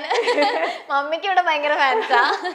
എനിക്ക് വേണ്ട, താല്പര്യമില്ല. അപ്പം ആന്റിയെ പറ്റി പറയാം. എന്നിട്ട് എന്നിട്ട് മമ്മ വന്ന് എനിക്ക് മോൾ എന്ന രീതിക്ക് മമ്മയും ആന്റിയും ആ പ്ലാറ്റ്ഫോമിൽ വന്ന് ഇത്രയും കോടിക്കണക്കിന് ജനങ്ങൾ കാണുക, അല്ലെങ്കിൽ ഞാൻ എന്നൊരു പറയുന്ന വ്യക്തി കാരണമാണ് ആ പ്ലാറ്റ്ഫോമിൽ വരുന്നതും ബിഗ് ബോസ് ഹൗസ് കാണുന്നതും. ആ വീട്ടിൽ ആദ്യമായിട്ട് ഞാനും അമ്മയാണ് ടാസ്ക് ചെയ്യുന്നത് ഫാമിലി വീക്കിൽ. അപ്പൊ അതൊക്കെ ഭയങ്കര വലിയ സന്തോഷം. ലൈക്ക് എൻ്റെ ലൈഫിൽ എപ്പോഴും കൊണ്ടുപോകാൻ പറ്റുന്ന മെമ്മറീസ്. ആക്ച്വലി ഈ 100 ഡേയ്സിലും ലൈഫിൽ കൊണ്ടുപോകാൻ പറ്റുന്ന മെമ്മറീസ് ആണല്ലോ, ഒന്നും മറക്കാൻ പറ്റത്തില്ല. എല്ലാ വഴക്കുകളും പോലും ചിരി ആയിക്കോട്ടെ, ചെറിയ നോട്ടം ആയിക്കോട്ടെ, ഒരു ചെയ്യുന്ന പണി ആയിക്കോട്ടെ, എന്തും നമ്മുടെ ലൈഫിലേക്ക് നമുക്ക് കൊണ്ടുപോകാൻ പറ്റുന്ന കുറെ മെമ്മറീസ് നമ്മൾ അവിടെ ബിൽഡ് ചെയ്തിട്ടുണ്ട്. ഓരോ കോർണർ ഓഫ് ബിഗ് ബോസ് ഹൗസിൽ നമുക്ക് മെമ്മറീസ് ഉണ്ട്. ദുബായ് ലൈഫ് അതെങ്ങനെ ഉണ്ടായിരുന്നു? ദുബായ് ലൈഫ് എന്ന് പറയുമ്പോൾ എനിക്ക് തോന്നുന്നു ഇപ്പൊ ബിഗ് ബോസ് ഒക്കെ കഴിഞ്ഞ് ഇറങ്ങിയല്ലോ, ഇനി കുറെ നാൾ ചിലപ്പോ സെറീന ഇവിടെയും അവിടെയും ഒക്കെ ആയിട്ട് ഇനി ബിസി ആയിരിക്കും. അയ്യോ, ദുബായ് ലൈഫ് എന്ന് പറഞ്ഞിട്ട് ഞാൻ ദുബായിക്കാരിയാണ് എന്ന് പറഞ്ഞിട്ടാണ് എന്നെ ബിഗ് ബോസ് ഹൗസിൽ കയറ്റിയത്. അപ്പൊ എല്ലാരും പറഞ്ഞു ഓഹ് ഇവളുടെ കയ്യിൽ ഫുൾ പൈസ, ഗോൾഡൻ സ്പൂൺ കിഡ് ആണ്. ശിവചേട്ടനൊക്കെ പറയുമായിരുന്നു. ശിവചേട്ടൻ എന്നിട്ട് ഞാൻ പറയുമായിരുന്നു, ചേട്ടൻ എന്റെ ലൈഫ് സ്റ്റോറി കേൾക്കുമ്പോ യു വിൽ അണ്ടർസ്റ്റാൻഡ്. ഇപ്പൊ ഞാനൊന്നും പറയുന്നില്ല. അല്ല, കാണുന്ന ഒരു അപ്പിയർ ഇതിലും ഡ്രസ്സിങ്ങിലും ഒക്കെ വെച്ചിട്ടാണ് എല്ലാരും ഒരു സെന്റൻസ് പറയാം, ചത്ത് കടന്നാലും ചമഞ്ഞു നടക്കണം. അതെ, അതും ഇത്രയും ക്യാമറ ഒക്കെ നിക്കുമ്പോ നമ്മൾ അങ്ങനെ നടക്കണ്ടേ. ഏറ്റവും അമ്മയുടെ ഡയലോഗ്, ചില സമയം നിന്നെ കണ്ടല്ലോ, അതും കേട്ടോ? അതൊക്കെ കേട്ടിരുന്നു. ലിപ്സ്റ്റിക്കെങ്കിലും എടുത്തിട്ടിട്ട് അവിടെ സമയമൊക്കെ കണ്ടെങ്കിൽ സഹിക്കൂലെന്ന്. എണ്ണീറ്റ് ഉറക്കത്തിൽ നിന്നിട്ട് വരുമ്പോ കുറച്ചൊന്നും മുടിയൊക്കെ ഒതുക്കിട്ട് പോയത്. പിന്നെ പാട്ട് കേൾക്കുമ്പോൾ ഇങ്ങനെ പോവാ. സോ ദുബായ് ലൈഫ് എല്ലാരും പറയുന്ന പോലെ ആ ഒരു ഗോൾഡൻ സ്പൂൺ കിഡ് അങ്ങനെയല്ല. നമ്മളുടെ എല്ലാവരും പ്രവാസികൾ കഷ്ടപ്പെട്ട് ജീവിച്ച് എല്ലാവരും അത് അങ്ങനെ തന്നെയാണ്. അതുപോലെ തന്നെയാണ് നമ്മളും ജീവിച്ചത്. കുറേ കാര്യങ്ങളുണ്ടായിരുന്നു. അങ്ങനെ തന്നെയാണ് കുഞ്ഞിലെ തൊട്ട് വർക്ക് ചെയ്യാൻ തുടങ്ങിയതും ഫിനാൻഷ്യലി ഇൻഡിപെൻഡൻ്റ് ആവാൻ തുടങ്ങിയതും സെൽഫ് മെയ്ഡ് ആയിട്ട്. അതായത് ഇപ്പം ഞാൻ MBA ചെയ്യുന്നുണ്ടെങ്കിൽ അത് എൻ്റെ ഏർണിംഗ് കൊണ്ട് തന്നെയാണ്. അപ്പം ഫാമിലിയെ സപ്പോർട്ട് ചെയ്യുന്ന കാര്യത്തിലാണെങ്കിലും നമ്മളുടെ കൈ എല്ലായിടത്തും എത്തുമ്പോൾ നമ്മൾക്ക് കിട്ടുന്ന ഒരു വാല്യൂ അല്ലെങ്കിൽ നമുക്ക് കിട്ടുന്ന ഒരു റിയലൈസേഷൻ അത് വേറെയാണ്. അപ്പം കുഞ്ഞിലെ തൊട്ട് റെസ്പോൺസിബിൾ ആയി വന്നോണ്ടായിരിക്കാം അതൊക്കെ. പക്ഷെ എനിക്ക് തോന്നുന്നു ആ ഒരു ഒറ്റ മോളാണെന്നുണ്ടെങ്കിലും ലൈഫിൽ വരുന്ന എല്ലാ കാര്യങ്ങളും അമ്മയാണെങ്കിലും എല്ലാം പറഞ്ഞ് അങ്ങനെ വളർത്തിയെന്നു കുഞ്ഞിലെ തൊട്ടേ ആ ഒരു രീതിയിലുണ്ട്. പിന്നെ എക്സ്പോഷറും കിട്ടിയിട്ടുണ്ട്. ആൾക്കാരിൽ ഇറങ്ങിച്ചെന്ന് ജോലികൾ, പലവിധ ജോലികൾ ഞാൻ ചെയ്തിട്ടുണ്ട്. വോളണ്ടിയറിങ് ആയിക്കോട്ടെ, ഹോസ്റ്റിംഗ് ആയിക്കോട്ടെ, ഈവൻ ഫുഡ് സാമ്പിളിങ്, എല്ലാം ടിക്കറ്റ്സ്, എല്ലാ എന്തൊക്കെ ജോലികൾ അവിടെ കിട്ടുമോ അതെല്ലാം ഞാൻ ചെയ്തിട്ടുണ്ട്. പിന്നെ ഇന്റേൺഷിപ്സ് ആണെങ്കിലും സ്റ്റോറിൽ സെയിൽസ്, പ്രൊമോഷൻസ്, അങ്ങനെ എവറിത്തിങ്, ഈവെന്റ്സ്, അങ്ങനെ ഓടി നടന്ന് ഞാൻ ജോലി ചെയ്യുന്ന ഒരു വ്യക്തിയായിരുന്നു. അപ്പം രാവിലെ കോളേജിൽ പോവും, വൈകുന്നേരം വേഗം വണ്ടി എടുത്തിട്ട് ജോലിക്ക് പോവും. അങ്ങനെയാണ് ഞാൻ എൻ്റെ കോളേജ് ലൈഫ് പോയിക്കൊണ്ടിരുന്നത്. ബാക്കി എല്ലാവരും നമുക്ക് ട്രിപ്പ് പോവാം, അങ്ങനെ പോകാം. ഒരു പക്ഷേ എനിക്ക് ആ സമയത്ത് അതിന് കമ്മിറ്റ് ചെയ്യാൻ പറ്റത്തില്ല. ബിക്കോസ് എനിക്കിപ്പം ഒരു 3 months ജോബ് ഉണ്ടാവും. ആ ഒരു ടൈമിൽ അതും എനിക്ക് ഇമ്പോർട്ടൻ്റ് ആണ്. അപ്പം അതും കൂടി കൊണ്ടുപോകേണ്ടത് തന്നെയാണ്. എനിക്ക് തോന്നുന്നു ഞാൻ പറഞ്ഞിട്ടുള്ള ഒരു കാര്യം കൂടെയാണ്, ഭയങ്കര പ്രൗഡായിട്ട് ഞാൻ പറയുന്ന കാര്യമാണ്. ഈ 24 years ഓൾഡ് ആയിട്ടുള്ള സെറീനയ്ക്ക് 7 വർഷത്തെ വർക്ക് എക്സ്പീരിയൻസ് എൻ്റെ റെസ്യൂമേൽ വെക്കാൻ പറ്റിയതിൽ ഞാൻ ഭയങ്കരമായിട്ട് അഭിമാനിക്കുന്ന ഒരു കാര്യം തന്നെയാണ്. സോ ദുബായ് ലൈഫ് ഈസ് ഒരു ഭയങ്കര നല്ല ലൈഫ് തന്നെയാണ്. ഭയങ്കര സേഫ് ആയിട്ടുള്ളൊരു പ്ലേസ് ആണ്. പക്ഷെ എല്ലാ പ്രവാസികളും നല്ല രീതിയിൽ അധ്വാനിച്ച് ജീവിച്ചതുപോലെ തന്നെ ഡെഫിനറ്റ്ലി ആ ഒരു രീതി തന്നെയാണ്. ആൻഡ് ബിഗ് ബോസിൽ വന്ന വൺ ഓഫ് ദി മെയിൻ റീസണും ഫിനാൻഷ്യൽ സപ്പോർട്ട് തന്നെയാണ്. അത് നല്ല രീതിയിൽ ദൈവാനുഗ്രഹം. ആൻഡ് ഇനിയുള്ള ഓപ്പർച്യൂണിറ്റീസിലേക്കാണ് ഞാൻ എന്നെ തന്നെ നോക്കുന്നത്. അത് നാട്ടിൽ നിന്ന് ഈ ഒരു മിസ് ക്വീൻ കേരള അല്ലെങ്കിൽ നമ്മൾ പല പാജൻസിലും വിൻ ചെയ്തിട്ടും ആ ഒരു എക്സ്പോഷർ നമുക്ക് ദുബായിൽ ഒരു പക്ഷെ കിട്ടത്തില്ല. പക്ഷെ ബിഗ് ബോസ് എന്നൊരു പ്ലാറ്റ്ഫോമിൽ വന്ന് നിൽക്കുമ്പോൾ കിട്ടുന്ന എക്സ്പോഷർ അത് ലോകമെമ്പാടും നമുക്ക് യൂസ് ചെയ്യാൻ പറ്റുന്ന ഒരു കാര്യമാണ്. അപ്പം ഇത്രയും മലയാളം സീസൺ അല്ലെങ്കിൽ ബിഗ് ബോസിൽ തന്നെ UAE ഒരാളും വന്നിട്ടില്ല. അപ്പൊ അതും ഹിസ്റ്ററി ഞങ്ങൾ അവിടെ ക്രിയേറ്റ് ചെയ്തു. അതൊക്കെ ഭയങ്കര സന്തോഷമായിട്ടുള്ള കാര്യമാണ്. അപ്പം ഇനി ഈ ഒരു മോഡലിംഗ് ഇതിലോട്ടൊക്കെ ഒരു ക്രേസ് വന്നത് എപ്പോഴായിരുന്നു? ഈ ഒരു വർക്ക് അവിടെ വർക്ക് ചെയ്യുന്നതിന്റെ ഒരു ബിസി ഇതിലൊക്കെ പോവായിരുന്നല്ലോ, കോളേജിലായിരുന്നു. അതായത് ഞാൻ എല്ലായിടത്തും എത്തും. കോളേജിൽ പഠിക്കാനുണ്ടെങ്കിലും പക്ഷെ ഞാൻ മോഡലിങ്ങിലും ഉണ്ട്. എൻ്റെ ഫാഷൻ ടീമിന്റെ ഹെഡാണ്. അപ്പൊ നമ്മൾ ഇന്റർ കോളേജ് കോമ്പറ്റീഷൻസ് ഉണ്ട്. നമ്മൾ അതിന് പുറകെ പോവും. ജോലി അത് വേറെ രീതിയിൽ നടക്കും. പിന്നെ അങ്ങനെയാണ് ഞങ്ങൾക്ക് മോഡലിംഗ് സംഭവം വന്നത്. അവിടുത്തെ കലീഷ് ടൈംസ്, അങ്ങനെ നല്ല റെപ്യൂട്ടഡ് കമ്പനീസ് ആയിട്ട് ജോയൽക്കാസ് ആയിട്ടും എല്ലാം അങ്ങനെ വർക്ക് കിട്ടി. നല്ല രീതിയിൽ അങ്ങനെ ഓപ്പർച്യൂണിറ്റീസ് വന്നായിരുന്നു. ലീവൈസ് നല്ല ബ്രാൻഡ്സിന് റാം ഷോസ് ചെയ്യാൻ പറ്റിയിട്ടുണ്ട്. So modelling came from college. ഒരു ഫസ്റ്റ് ഇയർ തൊട്ടേ ഭയങ്കര സജീവമായിട്ട് എല്ലാ പ്ലാറ്റ്ഫോമും യൂസ് ചെയ്യാൻ നോക്കിയിട്ടുണ്ട്. പിന്നെ പാജൻട്രി വന്നത് 2019 international glam Queen 2019 first runner-up ആയിരുന്നു. അപ്പൊ അങ്ങനെയാണ് എനിക്ക് മനസ്സിലായി, ഓക്കെ സ്റ്റേജിൽ കയറി എനിക്ക് സംസാരിക്കാം. സ്റ്റേജ് ഫിയർ ഉണ്ടായിരുന്നോ? ഇല്ല, അല്ലെങ്കിൽ ഞാൻ ട്രൈ ചെയ്തിട്ടില്ല. അങ്ങനത്തെ ഒരു സംഭവം വന്നിട്ടില്ല. റാമ്പ് ആയിരുന്നു. സ്റ്റേജ് ഫിയർ ഇല്ല, ബിക്കോസ് ഞാൻ ഒരു ലീഡർ അല്ലേ, സ്കൂൾ ഹെഡ് ഗേൾ ആയിരുന്നു, അതൊക്കെ ഉണ്ടായിരുന്നു. ബട്ട് പാജന്റ് എന്നുള്ള സംഭവം എന്ന് പറയുന്നത് എൻറ്റയർലി ഡിഫറെന്റ് ആണ്. നമ്മളുടെ ഒരു ട്രെയിനിങ്ങും ഇല്ലാതായിരുന്നു അന്ന് ഞാൻ ആ ഒരു ഫസ്റ്റ് റണ്ണറപ്പ് വിൻ ചെയ്തത്. ഞാൻ തന്നെത്താൻ എഴുതി എൻ്റെ ഒരു ഇൻട്രൊഡക്ഷൻ, ഞാൻ ഗൂഗിളിൽ പഠിച്ച കുറെ കാര്യങ്ങൾ, അങ്ങനെ എൻ്റെ ബിലീഫ്സ് അങ്ങനെയെല്ലാം വെച്ചിട്ടാണ്. പിന്നെ മിസ് യൂണിവേഴ്സ് UAE വന്നു, അവിടെ ടോപ്പ് 50 ഉണ്ടായിരുന്നു. അങ്ങനെ മിസ് കേരള ഉണ്ടായിരുന്നു. പിന്നെ മിസ് ക്വീൻ കേരളയിൽ ടൈറ്റിൽ വിന്നറായി. സോ അങ്ങനെ അത് എന്തായാലും എൻ്റെ ലൈഫിൽ ഒരു കാര്യം മാത്രമല്ല ഞാൻ ഫോക്കസ് ചെയ്യാം. എൻ്റെ പ്രൊഫഷൻ വേറെ, എൻ്റെ പാഷൻ വേറെ, എൻ്റെ പ്രൈവറ്റ് ലൈഫ് വേറെ, എല്ലാം ഒരുമിച്ച് കൊണ്ടുപോകാനാണ് ഞാൻ എപ്പോഴും നോക്കിയിട്ടുള്ളത്. ലൈക്ക് എപ്പോഴും വർക്ക് എന്ന് പറയുന്ന സംഭവം ഇസ് വെരി ഇമ്പോർട്ടൻറ്റ്. ഈ ഒരു ബിഗ് ബോസിന്റെ പ്ലാറ്റ്ഫോം കിട്ടിയപ്പോഴും എൻ്റെ അടുത്ത് പറഞ്ഞു, Serena you should quit job. ഉണ്ടാവില്ല, ജോലി തിരിച്ചുണ്ടാവില്ല എന്ന് പറഞ്ഞു. പക്ഷെ ഞാൻ പറഞ്ഞു, സർ എന്റെ പെർഫോമൻസ് ഇവാലുവേറ്റ് ചെയ്ത് നോക്ക്, ഞാൻ ഉണ്ടാവും, ഞാൻ എന്തായാലും തിരിച്ചു വരും. അവര് പോയിട്ട് വരാം സർ. പോയിട്ട് ഒരു പക്ഷെ നീ വരില്ല, പിന്നെ നമ്മൾ വെയിറ്റ് ചെയ്യുന്ന വെറുതെ, നമുക്ക് അവിടുന്ന് കിട്ടുന്ന എക്സ്പോഷർ ഡിഫറെന്റ് ആണ്. സോ ഞങ്ങൾക്ക് എങ്ങനെ ഉറപ്പ് പറയാൻ പറ്റും നീ തിരിച്ചു വരും എന്ന്? പക്ഷെ ഞാൻ പോകും. എനിക്ക് വർക്ക് അത്ര ഇമ്പോർട്ടൻ്റ് ആണ്, ഞാൻ വർക്കിന് പോകും. ഞാൻ എൻ്റെ സ്റ്റഡീസ് MBA ഞാൻ ചെയ്യും. എൻ്റെ പാഷനായ മോഡലിംഗ് ആയിക്കോട്ടെ, ആഡ്സ് ആയിക്കോട്ടെ, ബിഗ് ബോസിൽ നിന്ന് കിട്ടിയ എന്ത് നല്ല ഓപ്പർച്യൂണിറ്റീസ് ആയിക്കോട്ടെ, ഞാൻ അത് ഗ്രാബ് ചെയ്യും. എൻ്റെ പേഴ്സണൽ ലൈഫ് അതും ഞാൻ അടിപൊളിയായിട്ട് ഞാൻ കൊണ്ടുപോകും. എനിക്കിതെല്ലാം കൂടി വേണം. ഞാൻ എല്ലാം എനിക്ക് എല്ലാം വേണം. അതെ, അങ്ങനെ വേണമല്ലോ, എല്ലാം വേണം. ഇപ്പൊ നമ്മൾ എല്ലാവരോടും പറയാ ഡോർ ഓപ്പൺ ചെയ്ത് കഴിയുമ്പോൾ കിട്ടുന്ന ഓപ്പർച്യൂണിറ്റീസിന്റെ കാര്യം. ഇപ്പൊ ഈ പറഞ്ഞ കാര്യങ്ങളല്ലാതെ എന്തൊക്കെ ആഗ്രഹങ്ങളാ? ലൈക്ക് ഇപ്പൊ ഒരു ആക്ടിങ് അങ്ങനത്തെ ഒരു സൈഡൊക്കെ ഒരു ഇഷ്ടം ഉണ്ടോ ശരിക്കും? മൂവീസ് അങ്ങനെ ഞാൻ ഒറ്റ നോക്കിയ ഒരു വ്യക്തിയല്ല. മൂവീസിലേക്ക് ഓപ്പർച്യൂണിറ്റീസ് മുമ്പ് വന്നിട്ടുണ്ട്, ഞാൻ ടേക്കപ്പ് ചെയ്തിട്ടില്ല. പക്ഷെ ലെറ്റ്സ് സീ അല്ലേ. ഇപ്പം എൻ്റെ പാഷൻസ് എന്നും മോഡലിംഗ് എന്നും കാര്യങ്ങളൊക്കെയാണ് ഞാൻ ഇപ്പം എൻ്റെ മെയിൻ ഫോക്കസ്. ബട്ട് ഇപ്പം ഒരു വർഷം കഴിഞ്ഞിട്ടോ അല്ലെങ്കിൽ 2 വർഷം കഴിഞ്ഞിട്ടോ എൻ്റെ മൈൻഡ് സെറ്റ് ചിലപ്പോൾ മാറാം. ഇപ്പം ഇത്തരം വർഷങ്ങളായിട്ട് ഞാൻ ഇതാണ് എൻ്റെ ഫോക്കസ്. നമ്മൾ ഓരോ സമയത്ത് നമുക്ക് ഓരോ ലൈൻ ഓഫ് ഇൻട്രസ്റ്റ് ഉണ്ടല്ലോ. അപ്പം നല്ലൊരു ഓപ്പർച്യൂണിറ്റി അല്ലെങ്കിൽ എൻ്റെ മൈൻഡ് മാറ്റുന്ന രീതിക്ക് എന്തെങ്കിലും ഒരു കാര്യം വരികയാണെങ്കിൽ ഡെഫിനറ്റ്ലി ലൈഫ് എവിടെ നിന്ന് വേണമെങ്കിലും ടേൺ ആവാം. ബട്ട് ആസ് ഓഫ് നൗ ഇതൊക്കെയാണ് എൻ്റെ മെയിൻ ആഗ്രഹങ്ങൾ. ഓക്കെ. ബിഗ് ബോസ് ഹൗസിലെ ഏറ്റവും ഫേവറേറ്റ് മൊമെന്റ് ചോദിച്ചു കഴിഞ്ഞാൽ ഏതായിരിക്കും? ഒരുപാട് ഉണ്ടാവും, എന്നാലും ഇപ്പൊ പെട്ടെന്ന് മനസ്സിൽ വരുന്ന ഏറ്റവും ഒരു ഫേവറേറ്റ് മൊമെന്റ്. ഒത്തിരി ഉണ്ട്, പല ആൾക്കാരായിട്ട് പലതാ. പല ആൾക്കാരായിട്ട് പല മൊമെന്റ്. ആരെങ്കിലും ഒരാളുടെ പേര് ചോദിച്ചാല് അങ്ങനെ വെരി ഗുഡ്. ഞാനായിട്ട് ക്വസ്റ്റ്യൻ പറഞ്ഞു ഇല്ല, അത് പറഞ്ഞു ശരി, ഒന്ന് അങ്ങനെ ചോദിക്കാന്ന് പറഞ്ഞു. ചിലരുടെ പേര് ചോദിച്ചാൽ എനിക്ക് ഇഷ്ടപ്പെട്ട മൊമെന്റ് ഞാൻ പറയാം. ഓക്കെ. അഖിലേട്ടൻ ഹോസ്പിറ്റലിൽ പോയിട്ട് തിരിച്ചെത്തിയപ്പം എനിക്ക് തോന്നിയായിരുന്നു എൻ്റെ വീട്ടിലെ ഒരാള് മിസ്സിങ് ആയതുപോലെ. അഖിലേട്ടനായിട്ട് ആദ്യമൊക്കെ ഞങ്ങൾ ഭയങ്കര അടിയായിരുന്നു. പക്ഷെ പിന്നെ നമുക്ക് ഓരോരുത്തരുടെ ക്വാളിറ്റീസ് നമ്മൾ റെസ്പെക്ട് ചെയ്ത് തുടങ്ങുമ്പോൾ ഒരു അടുപ്പം വരല്ലോ. ഇപ്പോഴാണെങ്കിലും അഖിലേട്ടനായിട്ട് എനിക്ക് ഐഡിയോളജീസ് മാച്ച് അല്ലെങ്കിൽ ഞാൻ എതിർ തന്നെ നിൽക്കും. പക്ഷെ ഒരു റെസ്പെക്ട്, ഒരു ക്വാളിറ്റി ഉള്ള ഒരു മനുഷ്യൻ എന്നുള്ളൊരു സംഭവം അപ്പൊ വീട്ടിൽ നിന്ന് ആരോ പോയതുപോലെ എനിക്ക് തോന്നിയായിരുന്നു. അപ്പൊ അഖിലേട്ടൻ തിരിച്ചെത്തിയപ്പം ഞാൻ കെട്ടിപ്പിടിച്ചൊരു ഉമ്മ കൊടുത്തായിരുന്നു. അതാണ് എനിക്ക് അഖിലേട്ടനായിട്ട് ഓർമ്മിക്കാൻ പറ്റുന്ന ഫസ്റ്റ് തിങ്.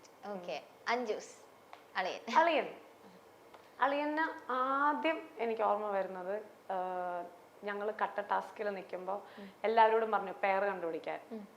അളിയൻ ഇവിടെ ഇങ്ങനെ നിൽക്കുക, ആരെങ്കിലും വരുന്നുണ്ടോ എൻ്റെ അടുത്ത്, വരുന്നുണ്ടെങ്കിൽ അങ്ങനെ. അപ്പം തുടക്കമാണല്ലോ. എനിക്ക് ഓർമ്മയുണ്ട് ഇങ്ങനത്തെ കാര്യങ്ങളെല്ലാം, എനിക്ക് ഭയങ്കര ഓർമ്മയുണ്ട്.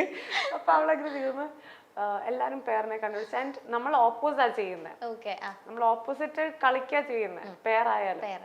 അപ്പം ഞാൻ പറഞ്ഞ അളിയാ പാർട്ണറില്ല, നിങ്ങൾക്ക് പാർട്ണറില്ല, ഓക്കെ നമുക്ക് പാർട്ട്നേഴ്സ് ആക്കാം, സെറ്റ് നമുക്ക് കളിക്കാന്ന് പറഞ്ഞിട്ട് പിന്നെ നമ്മൾ രണ്ടുപേരുടെയും ആ ഗെയിം എടുത്ത എന്ന് പറഞ്ഞാൽ മാക്സിമം കളക്ട് ചെയ്ത് ക്യാപ്റ്റൻസിയിൽ നോക്കാം എന്നൊരു സംഭവം ഉണ്ടായിരുന്നു. പിന്നെ ഗെയിം കഴിഞ്ഞാൽ ഇത് അങ്ങ് വിട്ടേക്കണം, അല്ലാതെ ഇതിൽ ഫൈറ്റ് ചെയ്ത് നിൽക്കരുത്, അല്ലെങ്കിൽ നമ്മൾ കളക്ട് ചെയ്ത് വെക്കുന്ന കട്ടകൾ പോയി അങ്ങോട്ടും ഇങ്ങോട്ടും കൊടുക്കരുത്, അല്ലാതെ നമ്മുടെ കട്ട, നമ്മുടെ ഫ്രെയിം ഏറ്റവും ബെസ്റ്റായിട്ട് സൂക്ഷിക്കണം എന്നുള്ളൊരു സംഭവം നമുക്ക് ഭയങ്കര ഐഡിയോളജീസ് മാച്ചായി.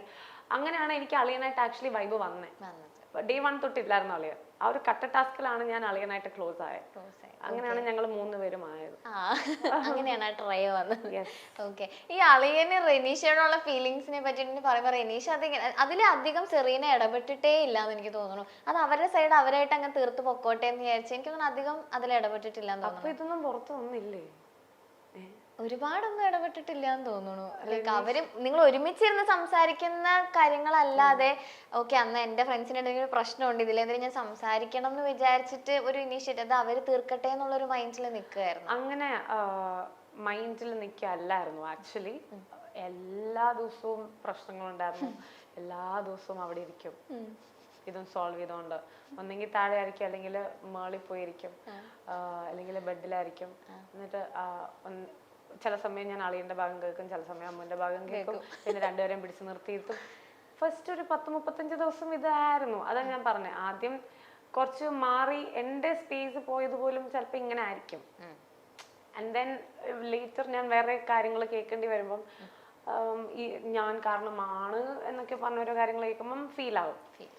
പക്ഷെ ഞാൻ അത്രയും കാര്യമായിട്ട്, അതായത് സാഗരേട്ടൻ പോലും പലപ്പോഴും, അല്ലെങ്കിൽ ജുനീസ് പോലും പലപ്പോഴും പറഞ്ഞിട്ടുണ്ട്, ലൈക്ക് ഇതിൽ ഒത്തിരി ഡ്രെയിൻഡ് ആയി പോകുന്നുണ്ട്. ആ ഒരു 35 days ആകുമ്പോഴാണ് ഞാനും അളിയനും ഭയങ്കര അടിയായിട്ട്, എനിക്കങ്ങ് ഐ വാസ് മെന്റലി ഭയങ്കര ഡ്രെയിൻഡായി ഇത് തന്നെ റിപ്പീറ്റഡ്ലി വന്നപ്പോൾ. പക്ഷെ എനിക്കതൊരു രീതിയിലും പ്രശ്നമല്ലായിരുന്നു, ബിക്കോസ് ഇവരെൻ്റെ ബെസ്റ്റ് ഫ്രണ്ട്സ് ആണല്ലേ.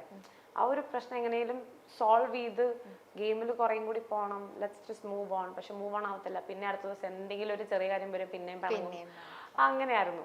ബട്ട് ഇറ്റ്സ് ഓക്കെ, ഇതെല്ലാം ലൈഫിൽ കിട്ടുന്ന എക്സ്പീരിയൻസ് അല്ലേ. അടുത്ത ജുനുക്ക.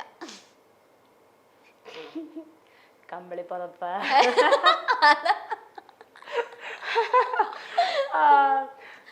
ജുനുക്കായിട്ട് ഞാനും ജുനുക്കയും എപ്പോഴും ആ കട്ടൽ, അവനവിടെ കമ്പിളി കൊണ്ട് ഞാൻ ഓടി ഓടി ഓടിപ്പോയി കമ്പിളി അവിടെ ആ ബെഡിലിരിക്കും. അങ്ങനെ ഞങ്ങൾ ഇരുന്ന് മിണ്ടുന്ന കുറെ മൊമെന്റ്സ് ഉണ്ട്. അപ്പം രജിത് സർ വന്നപ്പോ പറഞ്ഞായിരുന്നു മാനേജറിന് സെറീനയോട് കമ്പം. അവിടെയാണ് ക്രഷിക്ക ഫോം ആയത്. അപ്പം അത് എനിക്ക് ഭയങ്കര ഇഷ്ടമുള്ള മൊമെന്റ്സ് ആണ്. ജുനുക്കായിട്ട് ആ കുറേ ദിവസങ്ങൾ ഞാനും സാഗരേട്ടനും ജുനുക്ക ഒരു ഞങ്ങളുടെ ഒരു ട്രയോ ഉണ്ട്, ഭയങ്കര ഇഷ്ടപ്പെടുന്ന ഒരു സംഭവം. അത് ജുനുക്കയായിട്ട് ഞാൻ പറയുകയാണെങ്കിൽ ഞങ്ങളിരുന്ന് സംസാരിക്കും, ഇങ്ങനെ ഓരോ കാര്യങ്ങൾ പറയും. അത് അവന്റെ ബെഡിലായിരിക്കും, ഞങ്ങളുടെ ബെഡിലല്ലായിരിക്കും. Ticket finale. പക്ഷെ ആളുടെ മറ്റേ ബീബി കോട്ട അടിപൊളിയായിരുന്നു അല്ലേ? അയ്യോ, കോടതി ഒരു രക്ഷ. പോയി ചാടിട്ടാ ബാക്കി പോയി നിക്ക്. കടലയോ? കടല ഇവിടെ റീമിക്സ് ഒക്കെ ഇറങ്ങി, ഫുൾ വൈറലായിരുന്നു. എനിക്ക് വയ്യ, എന്റെ ദൈവമേ. അവളുടെ കടല ഡെയിലി വീട്ടിലിപ്പോ ഫുൾ ടൈം ഇതാ വെച്ചോണ്ടിരിക്കുന്നത്. ഓക്കെ അല്ലേ ലാലേട്ടാ? ഓക്കെ അല്ലേ ലാലേട്ടാ? ഭയങ്കര വെറ്റാണ്.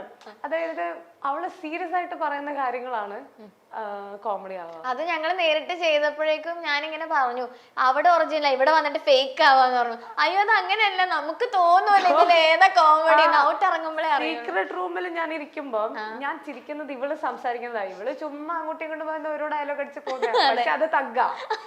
അത് വരുമ്പോ തഗ്ഗാ. കോടതി ടാസ്ക് പ്രതിയും വാദിയും സാക്ഷിയും എല്ലാരും പോയി പൊളിച്ചടിച്ചു. ഭാഗ്യത്തിന് ഞാൻ ഗുമസ്തയായിരുന്നു, എന്നോട് പറഞ്ഞില്ല. പക്ഷെ അടിപൊളി, ഭയങ്കര വിറ്റ് പറയുന്ന ഒരാളാ. മനഃപൂർവ്വം അല്ല, വരുന്നതാ. ഏതാണ് ഏറ്റവും ഓർക്കുന്ന മെമ്മറി നാദ്രയായിട്ട്? അങ്ങനെയാണെങ്കിൽ ഞാൻ കെട്ടിപ്പിടിച്ച് കിടന്ന് ഉറങ്ങുന്ന കാര്യങ്ങൾ പറയും. നമ്മൾ പല കാര്യങ്ങളും സാഗരേട്ടന്റെ കാര്യങ്ങൾ വരുമ്പോഴത്തേക്കും സംസാരിക്കുന്നതും മുത്തു പുറത്തിട്ടുള്ള സംഭവങ്ങളും ഒക്കെ ഉണ്ടല്ലോ. അപ്പൊ ഞാനും നദിയും തമ്മിൽ സംസാരിച്ച പല വിഷയങ്ങളുണ്ട്. അവളുടെ പഴയതാണെങ്കിലും സാഗരേട്ടനോടുള്ള ഇഷ്ടമാണെങ്കിലും അത് ഞാൻ കമ്മ്യൂണിക്കേറ്റ് ചെയ്യുന്ന രീതി, അതൊക്കെ ഭയങ്കര ഒരു മെമ്മറിയാണ്. ആ ഒരു സമയത്തെ നല്ല മൊമെന്റ്സ് ആയിരുന്നു. സാഗരേട്ടൻ കൊറേ ഉണ്ടല്ലോ, ഏതാ പറയാ? ചേട്ടാ പറ. ഞങ്ങളിവിടെ ഇങ്ങനെ ഇരിക്കാം, ആലോചിച്ചോ? ഇല്ല, ഞാൻ പറയാം. എന്റെ ഫസ്റ്റ് എവിക്ഷൻ ആണോ ഏതോ ഒരു എവിക്ഷൻ കഴിഞ്ഞിട്ട് സാഗരേട്ടൻ അവിടെ നിന്നിട്ട് ഇങ്ങനെ സൈഡിൽ പറയുന്നുണ്ടായിരുന്നു, പോവില്ല എന്ന് പറയുന്നത് കണ്ണിങ്ങനെ അടച്ച് കാണിക്കുന്നുണ്ടായിരുന്നു. എനിക്കറിയില്ലല്ലോ, ഫസ്റ്റ് ഫ്യൂ എവിക്ഷൻസ് എന്നൊക്കെ പറയുമ്പം എനിക്ക് ജനങ്ങളിലേക്ക് എത്താൻ പറ്റിയിട്ടുണ്ടോ എന്നൊന്നും എനിക്കറിയില്ല. അപ്പം അത് നോമിനേഷൻ ഫ്രീ ആയി, ഐ മീൻ ക്രോസ് ചെയ്ത് സേവായി വന്ന് ഇരുന്ന് പുറത്തിറങ്ങി ഗാർഡൻ ഏരിയ വന്നിട്ട് സാഗരേട്ടനെ കെട്ടിപ്പിടിച്ച് ഉമ്മ കൊടുത്ത്, അങ്ങനെ അത് ഭയങ്കര ഒരു നല്ല മൊമെന്റ് ആയിരുന്നു. ബിക്കോസ് സാഗരേട്ടനും അത്രയും ആഗ്രഹിച്ചായിരുന്നു ഞാൻ ഉണ്ടാവണം. ആൻഡ് സാഗരേട്ടൻ അത്രയും ലൈക്ക് ആ ഒരു സംഭവമില്ല ഇല്ല നല്ലൊരു കോൺഫിഡൻസ് തരത്തില്ലേ, അത് ഭയങ്കര സംഭവം. ശോഭ ചേച്ചി വീട്ടുകാരെ മൊത്തം പറ്റി ചോദിക്കാനോ? ശോഭ ചേച്ചി കൂടെ ഉള്ളൂ. എനിക്ക് ഇപ്പോഴും ഓർമ്മയുണ്ട്, ഏറ്റവും ഇറങ്ങുന്നതിനൊക്കെ മുന്നായിട്ടൊരു അടി ഉണ്ടായില്ലേ, അതെന്റെ പൊന്നോ, വേറൊരു സെറീന മൊത്തത്തിലങ്ങ് മാറി. ശോഭേച്ചിയായിട്ട് എനിക്ക് എതിർക്കേണ്ട സ്ഥാനം വരുമ്പോ ഞാൻ എതിർക്കും. ചില സമയത്ത് ശോഭിച്ചേട്ടനെ എനിക്ക് എതിർക്കാൻ തോന്നിയില്ലെങ്കിൽ ചുമ്മാ ഞാൻ എന്തിനാ കയറി എതിർക്കുന്നത്. അവിടെ ഒരു സാഡസ്റ്റ് എന്ന് പറയുന്ന സംഭവം വന്ന് അത് ഒരാൾ പിൻവലിച്ചു, ദെൻ ഇവിടെ ഒരാൾ എന്തിനാ അത് പറഞ്ഞോണ്ടിരിക്കുന്നത്, അപ്പൊ അത് റോങ് അല്ലേ? അതപ്പോ എന്റെ ഭാഗം ഞാൻ സംസാരിക്കണ്ടേ? സംസാരിക്കാതിരുന്ന ഞാൻ എന്തിനാ അവിടെ നിൽക്കുന്നത്?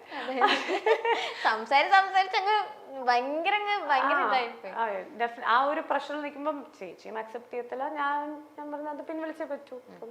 ആ ഒരു രീതിയിൽ ഡെഫിനറ്റ്ലി എതിർത്തു. പക്ഷെ പുറത്തേക്ക് എനിക്കൊന്നും ഇപ്പൊ പാർവതി പറഞ്ഞ പോലെ ഞാൻ ഒത്തിരി മാറി സീക്രട്ട് റൂമിൽ നിന്ന്. നമുക്ക് കുറെ ഐ ഓപ്പണിങ്സ് കിട്ടും ഡെഫിനറ്റ്ലി, ബട്ട് അത് യൂട്ടിലൈസ് ചെയ്യുന്ന ഡിഫറെന്റ് ഏരിയാസ് ആയിരിക്കും. ഒരു പക്ഷേ ഈ ഒരു സിറ്റുവേഷൻ മുമ്പ് വന്നായിരുന്നെങ്കിലും ഞാൻ അങ്ങനെ ഇടപെട്ടേനെ, ഞാൻ അങ്ങനെ പറഞ്ഞേനെ. ഓരോ സ്ഥാനത്ത് ഓരോ ന്യായം വരുമ്പോഴാണല്ലോ നമ്മൾ സംസാരിക്കുക.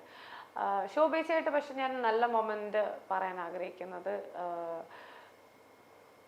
ഞാൻ ഭയങ്കര ഡൗൺ ആയിട്ടിരുന്ന സമയത്ത് എൻ്റെ അടുത്ത് വന്ന് ഭയങ്കരമായിട്ട് കൺസോൾ ചെയ്യുന്നുണ്ടായിരുന്നു. റനീഷ് ആയിട്ടുള്ള അടിയുടെ സമയത്ത് ഷി വാസ് ടോട്ടലി ഇങ്ങനെ സംസാരിച്ച് ഇരിക്കുന്നുണ്ടായിരുന്നു. ഞാൻ വേണ്ടാന്ന് പറയുമ്പോൾ പോലും ചേച്ചി പോകുന്നില്ല, ചേച്ചി ഇങ്ങനെ ചോദിച്ചുകൊണ്ട് കൺസോൾ ചെയ്തുകൊണ്ട് അത് ഭയങ്കര കംഫർട്ടിങ് ആണ്. നമുക്ക് ഒറ്റപ്പെടൽ എന്നൊരു സംഭവം നമുക്ക് വരുമ്പോൾ ഒരാൾ കൂടെ നിന്ന് ഒന്ന് അപ്ലിഫ്റ്റ് ചെയ്യുമ്പം നമുക്ക് കിട്ടുന്ന ഒരു സ്ട്രെങ്ത് ആണ്. സോ ശോഭിച്ചോട് ഞാൻ അത് പറയും. ഇപ്പൊ ഇത്രയും ആൾക്കാരെ ഇന്റർവ്യൂ ചെയ്ത് കഴിഞ്ഞപ്പോ ഈ ഓപ്പർച്യൂണിറ്റീസിന്റെ ഡോറിന്റെ കാര്യം ഞാൻ ചോദിക്കും. അപ്പൊ അവര് പറയും ഒരു സാധനം വന്നിട്ടുണ്ട്, ജുനൈസിനൊക്കെ എന്തോ ഇല്ലേ, അത് ഓക്കെ ആയി കഴിഞ്ഞിട്ടേ പുറത്തേക്ക് പറയുള്ളൂ. അപ്പൊ ഞാൻ പറഞ്ഞു ഓക്കെ അത് മതി, പറയണ്ട. അപ്പൊ എന്തൊക്കെയോ ഇല്ലേ, ഇപ്പൊ റിനോഷ് ചേട്ടനാണെങ്കിലും അല്ലെങ്കിൽ ജുനൈസിനാണെങ്കിലും നാദിറയ്ക്കാണെങ്കിലും എല്ലാവർക്കും എന്തൊക്കെയോ ഒരു ഓപ്പർച്യൂണിറ്റീസ് വന്ന് നിപ്പുണ്ട്. അപ്പൊ എന്തെങ്കിലും സെറീനയ്ക്ക് അതുപോലെ വന്നിട്ടുണ്ട്? ഓപ്പർച്യൂണിറ്റീസും സമയമാകുമ്പോ സെറീന പറയും. അപ്പൊ എന്തൊക്കെയോ ഉണ്ട് ഗൈസ്. അങ്ങനെയല്ല, നമുക്ക് ഇറങ്ങിയ പാടെ ഡെഫിനറ്റ്ലി കുറെ കോൾസും കാര്യങ്ങളും എല്ലാം വരുമല്ലോ. അപ്പം നല്ല രീതിയിൽ ഫിക്സ് എന്തെങ്കിലും ഒക്കെ ആവട്ടെ. അപ്പം പറയാം, പാർവതിയോട് തന്നെ ആദ്യം അങ്ങ് പറഞ്ഞേക്കാം. ഞാൻ വെയിറ്റ് ചെയ്തിരിക്കും സെറീന മെസ്സേജ്. അത് ഒഫീഷ്യൽ എങ്ങനെ അനൗൺസ് ചെയ്ത് അത് അയച്ചു തന്നെ ഞാൻ ചോദിക്കാം. ആദ്യം എന്നോട് പറയാന്നല്ലേ പറഞ്ഞില്ലെങ്കിൽ എനിക്കൊരു പണി തന്നേക്കണം. അതെ തരും, പറയണം. അപ്പൊ എന്തോ ഉണ്ട്. പക്ഷെ ഭയങ്കര ഹാപ്പി അത് കേട്ടപ്പോ. അപ്പൊ എന്തായാലും ഇതുപോലെ തന്നെ ഇനിയും ഒരുപാട് ഓപ്പർച്യൂണിറ്റീസ് വരട്ടെ. എന്തായാലും എനിക്ക് തോന്നുന്നു ദുബായിൽ മാത്രല്ല കേരളത്തിൽ ഇപ്പൊ ഇത് തന്നെ ഇപ്പൊ പറഞ്ഞെങ്കിൽ ഈ കോള് വന്നപ്പോ തന്നെ ഭയങ്കര സന്തോഷമായി അത് കേട്ടപ്പോ. ഇതുപോലെ ദുബായിൽ നിന്ന് വന്ന ഒരു ഹിസ്റ്ററി നമ്മളിപ്പോ പറഞ്ഞ പോലെ അവിടെ നിന്ന് ഒരാൾ ആദ്യമായിട്ട് ബിഗ് ബോസിൽ വരിക, ഇവിടുത്തെ ആളുകൾ അക്സെപ്റ്റ് ചെയ്ത് ഇത്രയും നാൾ നിൽക്കുക, ഫൈനൽ 6 വരിക, അത് തന്നെ ഭയങ്കര ഒരു ഹ്യൂജ് ആയിട്ടുള്ള ഒരു കാര്യം. കൈ പിടിച്ച വീട്ടിൽ നിന്ന് ഇറങ്ങുക. അതെ, ഞാൻ കേട്ടു തെക്കിനിയിലെ സെറീനെ കൊണ്ടുപോകാൻ ഡോക്ടർ സണ്ണി നേരിട്ടെത്തി. അതെ, അതെന്ന് പറയുന്നത് ഭയങ്കര വലിയ സംഭവമാണ്. അത് ടോപ്പ് 2 കഴിഞ്ഞിട്ട് എനിക്കാണ് ആ ഭാഗ്യം കിട്ടിയത്. ലാൽസറിന് കൈ പിടിച്ചിട്ട് ആ വാതിൽ കടന്നു വരുന്നത്. അപ്പം അത് ഭയങ്കര വലിയ ഹിസ്റ്ററി ക്രിയേറ്റഡ് അല്ലേ? അതെ, തീർച്ചയായിട്ടും. ആ സമയത്ത് ഞാൻ വരുന്നില്ല ലാലേട്ടാ എന്നെ കൊണ്ടുപോകല്ലേ. പക്ഷെ അത് ഭയങ്കര പ്രൗഡ് ആയിട്ടുള്ള ഒരു മൊമെന്റ് തന്നെയായിരുന്നു. ഞാൻ സാഡ് അല്ലായിരുന്നു. ഞാൻ എൻ്റെ ഒരു ആ ഒരു 99 days ഞാൻ ഭയങ്കര ജസ്റ്റിഫൈഡ് ആയിട്ട് നിന്ന് എനിക്ക് എന്നെ തന്നെ വിശ്വാസമുണ്ട്. ചിലപ്പം ബാക്കിയുള്ളവർക്ക് അങ്ങനെ തോന്നണമെന്നില്ല, നമുക്ക് എല്ലാവരെയും ബോധ്യപ്പെടുത്താൻ പറ്റില്ലല്ലോ. അപ്പൊ എനിക്ക് എൻ്റെ പെർഫോമൻസിൽ ഭയങ്കര ഹാപ്പി ആയിരുന്നു, എൻ്റെ കാര്യത്തിൽ ഭയങ്കര സാറ്റിസ്ഫൈഡ് ആയിരുന്നു. ആ ഒരു സാറ്റിസ്ഫാക്ഷനിൽ ലാൽ സാറിന്റെ കൈയും പിടിച്ചിട്ട് ആ വീട്ടിൽ നിന്ന് ഇറങ്ങുമ്പോൾ കിട്ടുന്ന ഒരു സന്തോഷം വേറെ. പുറത്തിറങ്ങി സോഷ്യൽ മീഡിയ എന്ന് പറഞ്ഞ സംഭവം ഒരുപാട് കണ്ടല്ലോ, ഇപ്പൊ കുറച്ചെങ്കിലും കണ്ടിട്ടുണ്ടോ? അപ്പൊ സെറീനയ്ക്ക് ഒരു നെഗറ്റീവ് ഷെയ്ഡ് എന്ന് ആളുകൾ പറഞ്ഞുകൊണ്ടിരുന്ന ഒരു കാര്യം എന്തായിരുന്നു? ഫേക്ക്, സെറീന ഫേക്ക് ആണ് എന്ന ഒരു സംഭവം. അത് ഇനീഷ്യലി അത് ഉണ്ടായോ എന്ന് എനിക്കറിയില്ല. ഇപ്പം കംപ്ലീറ്റ്ലി വരുന്നത് സെറീന ഫേക്ക് ആണെന്നാ. പക്ഷെ സെറീന ഇങ്ങനെയാണ്. ഇതിൽ കൂടുതൽ ഇപ്പൊ 100 ദിവസമായിട്ട് നിങ്ങൾ കാണുന്നുണ്ടല്ലോ, ഫ്ലക്ച്വേഷൻസ് വരുന്നത് നമുക്ക് ഓരോ സമയത്ത് കിട്ടുന്ന റിയലൈസേഷൻസിലാണ്, അല്ലെങ്കിൽ ഓരോ നമുക്ക് ഐ ഓപ്പണിംഗ് ആയിട്ടുള്ള കാണുന്ന മൊമെന്റ്സിലായിരിക്കും, നമുക്ക് റിയലൈസേഷൻസിലാണ് നമുക്ക് എന്തെങ്കിലും ഒരു ഫ്ലക്ച്വേഷൻ വരുന്നത്. പക്ഷെ എൻ്റെ ക്യാരക്ടറിൽ ഒരു രീതിയിലും ഞാൻ ഫ്ലക്ച്വേഷൻ വരുത്തിയിട്ടില്ല എന്നാണ് ഞാൻ വിശ്വസിക്കുന്നത്. നമുക്ക് ഓരോ സിറ്റുവേഷൻ വരുമ്പോഴാണ് എന്തെങ്കിലും ഒരു മാറ്റം വരുന്നത്, അതല്ലെന്ന് ജനങ്ങൾ പറയട്ടെ. പക്ഷെ ഫേക്ക് എന്നൊരു പേഴ്സൺ ഞാൻ എങ്ങനെ ബിലീവ് ചെയ്യും, അല്ലെങ്കിൽ ഞാൻ അതെങ്ങനെ സമ്മതിക്കും? ഞാൻ ലൈഫിലോ എങ്ങനെയാണോ അങ്ങനെ തന്നെയാണ് ഇവിടെ, അങ്ങനെ തന്നെയാണ് ബിഗ് ബോസിൽ. എങ്ങനെയാണോ ആൾക്കാരെ ട്രീറ്റ് ചെയ്യുക, അല്ലെങ്കിൽ എങ്ങനെയാണോ ഇപ്പം വീട്ടുജോലി ചെയ്യുന്നില്ല എന്ന് ചെയ്യാത്തൊരാൾ അവിടെ ചെയ്യുന്നത് ബിക്കോസ് ഞാൻ 9 to 5 ജോലി ചെയ്യുന്നൊരു വ്യക്തിയാണ്. അപ്പൊ കണ്ടിന്യൂസ് ജോലി ചെയ്യുന്നൊരു വ്യക്തിക്ക് അവിടെ നിന്ന് അതും എനിക്കൊരു ജോലിയാണ്. അങ്ങനെ എൻജോയ് ചെയ്ത് എനിക്ക് ചെയ്യുന്നത്. ആ രീതിയിലാണ് ഞാൻ അതൊക്കെ കണ്ടേക്കുന്നത്. അപ്പം ഇപ്പൊ ഫേക്ക് ആണെന്ന രീതിക്ക് പറയുമ്പോഴും ഞാൻ എന്താണ് ഫേക്ക് ചെയ്തതെന്ന് എനിക്ക് അറിയത്തില്ല. ബട്ട് അങ്ങനെ ആൾക്കാർക്ക് തോന്നാം മേ ബി ഈ പറയുന്ന പോലെ NRI എന്ന ഒരു ഇതാണോ, ഓർ ഓക്കെ അവള് ഭയങ്കര ഡ്രസ്സിങ് ആണ്, പിന്നെ പറയുന്നുണ്ട് ബിഗ് ബോസിന്റെ ആരോ ആണ് ഞാൻ, അല്ലെങ്കിൽ ഭയങ്കര സ്പോൺസേഴ്സ് ഉണ്ട് സെറീനയ്ക്ക്, അതുകൊണ്ടാണ് സെറീന അവിടെ നിന്നേ എന്നൊക്കെ കേൾക്കുമ്പോൾ അത് ഭയങ്കര ഹേർട്ട് ആയിട്ടുണ്ട്. അത് ഞാൻ ഈ ഇറങ്ങി കഴിഞ്ഞിട്ട് താങ്ക് ഗോഡ് ഞാൻ അത് ഇറങ്ങി പുറത്ത് ഫാമിലിയുടെ കൂടെയാണ് ഞാൻ ഫോൺ ഓപ്പൺ ചെയ്ത് കണ്ടത്. പിന്നെ ഹൗസ് മേറ്റ്സ് വീട്ടിൽ വന്നപ്പം കുറെ പേര് ഇങ്ങനെ പറഞ്ഞു, സീക്രട്ട് റൂമിൽ പോയപ്പോഴത്തേന് നിന്റെ അച്ഛൻ ബിഗ് ബോസിന് 50 lakhs കൊടുത്തിട്ടാണ് തിരിച്ചു കയറിയതൊക്കെ കേട്ടപ്പോൾ അങ്ങനെയാണെങ്കിൽ ഞാൻ എന്തിനാ ബിഗ് ബോസിൽ പാർട്ടിസിപ്പേറ്റ് ചെയ്യാൻ വന്നേ, എനിക്ക് 50 ലക്ഷം ഉണ്ടായിരുന്നേ, അച്ഛൻ നേരിട്ട് വന്നാ പോരെ. അത് ഇതൊക്കെ കേൾക്കുമ്പോൾ ചിരിയും വരും. അറ്റ് ദ സെയിം ടൈം ഇതാണോ ആൾക്കാർ നമ്മളെ പറ്റി ധരിക്കുക എന്നും കൂടി നമുക്ക് തോന്നും.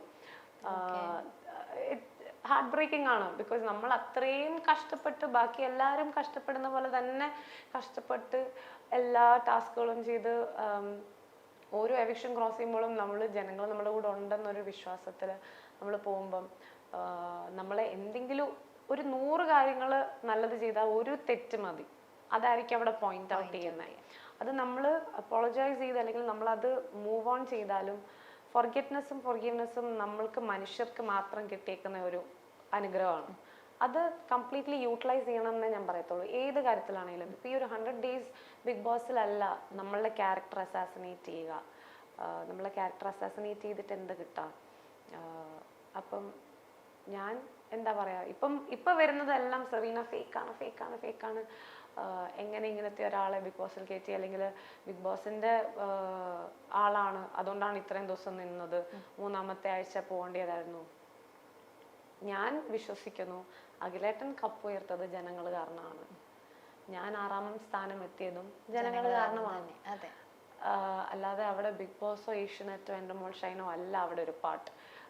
ഞാൻ ഇറങ്ങിയപ്പോൾ പോലും ഞാൻ ഹാപ്പി ആയിട്ട് ഇറങ്ങിയത് ഇസ് ബിക്കോസ് ജനങ്ങളാണ് എന്നെ ഇറക്കിയത്, അല്ലെങ്കിൽ ജനങ്ങളാണ് ഇത്രയും നാൾ എന്നെ അവിടെ നിർത്തിയത്. 99 ദിവസം എന്നെ ജനങ്ങളാണ് അവിടെ നിർത്തിയത് എന്ന് ഞാൻ വിശ്വസിക്കുന്നു. അത്രയും നോമിനേഷൻസ് ക്രോസ് ചെയ്ത് വരുമ്പോൾ അത്രയും ഞാൻ എഫേർട്ട് ഇട്ടിട്ടുണ്ട്, അത്രയും കാര്യങ്ങൾ ഇടപെട്ടിട്ടുണ്ട്, എൻ്റെതായ സ്പേസ് ഞാൻ ക്രിയേറ്റ് ചെയ്തിട്ടുണ്ട്. സോ ഞാൻ അതിൽ കോൺഫിഡൻ്റ് ആണ്. അപ്പം പ്രശ്നങ്ങൾ ഉണ്ടാകും, നമ്മളത് സോൾവ് ചെയ്യും, നമ്മളത് മൂവ് ഓൺ ചെയ്യും, ആൻഡ് ദാറ്റ് ഇസ് ലൈഫ് എന്നേ ഞാൻ പറയുന്നു. എന്നാലും അച്ഛൻ 50 ലക്ഷം കൊടുത്തു. അച്ഛൻ 50 ലക്ഷം അതെ, ഇതൊന്നും അറിയാതെ അവിടെ. പിന്നെ ഇതിന് സ്പോൺസേഴ്സ് ഉണ്ട്, എനിക്ക് സ്പോൺസേഴ്സ് ഉണ്ടെന്നൊക്കെ പറഞ്ഞിട്ട് കുറെ കഥകൾ അങ്ങനെ കേട്ടു. ഇതൊക്കെ കേട്ടപ്പോ ഇനി എന്തൊക്കെ കേക്കാൻ കിടക്കുന്നു. കരുനാക്കാണോ? അല്ല, എക്സ്പീരിയൻസ്. അതെ, ഐ മീൻ ഓരോന്നും മൂവ് ഓൺ ചെയ്ത് വരണം. ഇപ്പൊ വേണമെങ്കിൽ ഞാൻ ജസ്റ്റ് ഒരു പെർസ്പെക്റ്റീവ് പറയാം, എനിക്കൊരു സാരിയോ വല്ല കൊടുത്തിട്ട് ഇവിടെ വന്നിരിക്കാം. പക്ഷെ അത് സെറീന അല്ല, ഇതാണ് സെറീന ഇങ്ങനെയാണ്, സെറീനയുടെ ലൈഫിൽ ഇങ്ങനെയാണ്. സെറീന പറയുന്ന കാര്യങ്ങൾ സെയിം ആണ്, സെറീന ബിലീവ് ചെയ്യുന്ന കാര്യങ്ങൾ സെയിം ആണ്. എല്ലാ ഹ്യൂമൻസിനെ എല്ലാം ഒറ്റയ്ക്ക് ലൈക്ക് ഒരുമിച്ച് അപ്ലിഫ്റ്റ് ചെയ്യുക, ഫിനാൻഷ്യൽ ഇൻഡിപെൻഡൻസിന് വേണ്ടി അഡ്വക്കേറ്റ് ചെയ്യുക, ഇങ്ങനത്തെ കുറെ പേർപ്പസ് ഞാൻ പറഞ്ഞായിരുന്നു ബിഗ് ബോസിൽ. ആൻഡ് ഫിനാൻഷ്യൽ സപ്പോർട്ട്, അതിനു വേണ്ടിയിട്ടാണ് ഞാൻ ഇവിടെ വന്നേക്കുന്നത്. പല പ്രാവശ്യം എല്ലാവരും അങ്ങനെയൊക്കെ തന്നെ, ലൈക്ക് ആ ഒരു ഫെയിം കിട്ടുക അല്ലെങ്കിൽ ഫിനാൻഷ്യൽ അതിനു വേണ്ടിയിട്ട് എല്ലാരും അത് പറഞ്ഞിട്ടുണ്ട്. ഇതൊക്കെ കേൾക്കുമ്പോൾ ഞങ്ങൾക്കും അതെന്താ എന്നെ അത്രയ്ക്ക് കൊള്ളത്തില്ലേ, അങ്ങോട്ട് പൈസ കൊടുത്ത് കയറ്റേണ്ട അവസ്ഥയാണോ? ബട്ട് പറയാനുള്ളവർ പറയും, നമ്മള് ഒന്നെങ്കിൽ ഇവിടെ ഒന്ന് ബ്ലോക്ക് ചെയ്യുക, അല്ലെങ്കിൽ കേട്ടിട്ട് ഇതുവഴി അങ്ങ് വിടുക. ഇപ്പം എനിക്കതിന് വിഷമമില്ല, like I am not sad about it. പക്ഷെ വൈ, എന്തിനാണ്, ഒന്നും അറിയത്തത് പോലും ഇല്ല എൻ്റെ കാര്യം. അപ്പൊ ഇങ്ങനത്തെ ഒരു ജഡ്ജ്മെന്റ് വരുന്നത് എന്തിനാണെന്ന് ഞാൻ ആലോചിച്ചിട്ടുണ്ട്, അത്രേ ഉള്ളൂ. ബട്ട് ഞാൻ വെരി ഹാപ്പി. ഇപ്പം ഈ ഗ്രാൻഡ് ഫിനാലയിൽ വന്ന എല്ലാ റിസൾട്ടിലും എനിക്ക് ഒത്തിരി റെസ്പെക്ട് ഉണ്ട്. ജനങ്ങൾ തീരുമാനിച്ച വിജയമാണ്. So I respect the audience, I respect everybody. എല്ലാവരും അതേ സ്ഥാനത്ത് എത്തിയിട്ടുണ്ടെങ്കിൽ അത് പ്രേക്ഷകരുടെ പിന്തുണ കാരണം മാത്രമാണ്. സോ താങ്ക് യു ഓഡിയൻസിനോട് താങ്ക് യു. അതെ. Do you believe in karma? കർമ്മയിൽ വിശ്വാസമുണ്ടോ? നല്ല രീതിയിൽ വിശ്വസിക്കുന്നുണ്ട്. കർമ്മ ഇസ് ദ ബൗ എന്നൊക്കെ പറയില്ലേ? ഡെഫിനറ്റ്ലി കർമ്മ ഇപ്പൊ ബിഗ് ബോസിൽ പോലും നമുക്കത് കാണാൻ പറ്റും. അത് ഓരോരുത്തർക്കും ഓരോ രീതിയിലായിരിക്കും വരുന്നത്. ആൻഡ് കർമ്മ ഞാൻ വിശ്വസിക്കുന്ന ഒരു വ്യക്തി തന്നെയാണ്. ഇപ്പം ആൾക്കാർ എന്നെ ഇത് പറയുന്നുണ്ടെങ്കിൽ ഒരു ദിവസം വരും എന്നെ പറ്റി നല്ലത് പറയുന്നത്. ഓക്കെ, അത് ചുറ്റി കറങ്ങി എന്തായിരുന്നോ കള്ളം അല്ലെങ്കിൽ എന്തായിരുന്നോ ന്യായം എന്ന് മനസ്സിലാക്കുന്ന ഒരു ദിനം വരും. അപ്പം ഞാൻ അതിൽ വിശ്വസിക്കുന്നുണ്ട്. നമ്മൾ കൊടുക്കുന്നത് നമുക്ക് കിട്ടുമല്ലോ, അതിലും വിശ്വസിക്കുന്നുണ്ട്. സോ കർമ്മ വിൽ ഡു ഇറ്റ്സ് റോൾ. അല്ല, ഇതൊക്കെ ഇങ്ങനെ ആലോചിച്ച് വിഷമിക്കാതെ ഇപ്പൊ വന്ന കോളിനെയൊക്കെ പറ്റി ആലോചിക്കും. അപ്പൊ ഇതൊക്കെ ഒന്നും അല്ലാതെ ആവും. അത് നമ്മൾ ഇപ്പം കുറച്ച് 10 കമന്റ്സ് നെഗറ്റീവ് ആണെങ്കിൽ നമുക്ക് ഒരു കോള് മതി. അതെ, ഒരാളുടെ കോള് നമുക്ക് കിട്ടുന്ന എനർജി എന്ന് പറയുന്നത് ഭയങ്കര എനർജിയാണ്. അവർക്ക് അത്രയും സ്നേഹമാണെന്ന് അവരുടെ വോയിസിൽ നമ്മളോട് പറയുമ്പം അത് നമുക്ക് കിട്ടുന്ന പോസിറ്റിവിറ്റി അല്ലെങ്കിൽ നമ്മളുടെ കിട്ടുന്ന കോൺഫിഡൻസ് എന്ന് പറയുന്നത് ഭയങ്കര ഭയങ്കര നല്ലതാണ്. പാർവതിക്ക് എന്തോരം കോൾസ് കിട്ടുന്നുണ്ട്?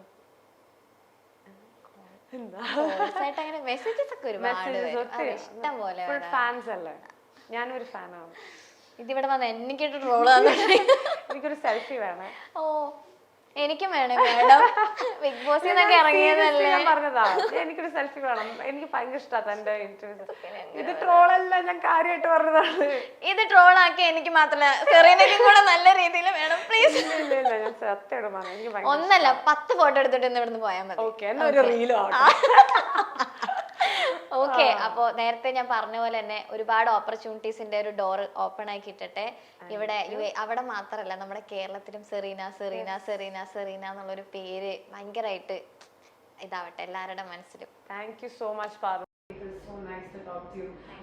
ഈ ഒരു പ്ലാറ്റ്ഫോമിൽ അല്ലെങ്കിൽ നിങ്ങൾ എന്നെ വിളിച്ചതിൽ thank you so much. And Bigg Boss കാരണമാണ് ഇപ്പം നമ്മൾ ഇവിടെ നിന്ന് സംസാരിക്കുന്നത്. അപ്പം ബിഗ് ബോസിനും എൻ്റെ മോൾ ഷൈനും ഏഷ്യനെറ്റിനും ലാൽ സാറിനും ഇത്രയും കോടാനുകോടി ജനങ്ങൾക്കും പ്രേക്ഷകരുടെ ഈ ഒരു പിന്തുണ കാരണമാണ് ഞാൻ ഇവിടെ ഇരിക്കുന്നത്. അപ്പം അവരോട് താങ്ക് യു സോ മച്ച്. ഇനിയുമുള്ള ജേർണിയിലാണെങ്കിലും എല്ലാവരെയും സപ്പോർട്ട് ചെയ്യുക. 1-2 ആളല്ല, എല്ലാവർക്കും ഡ്രീംസ് ഉണ്ട്. എല്ലാവരും കുറേ കാര്യങ്ങൾ അച്ചീവ് ചെയ്യാൻ തന്നെയാണ് വന്നേക്കുന്നത്. സോ പറ്റുന്ന രീതിയിൽ എല്ലാവരും സപ്പോർട്ട് ചെയ്യുക, മോട്ടിവേറ്റ് ചെയ്യുക, ഹേറ്റ് സ്പ്രെഡ് ചെയ്യാതിരിക്കുക. നമുക്ക് ഒരു ലൈഫല്ലേ ഉള്ളൂ. So let's spread positivity. All the best. Thank you. Nice to meet you. Same to you.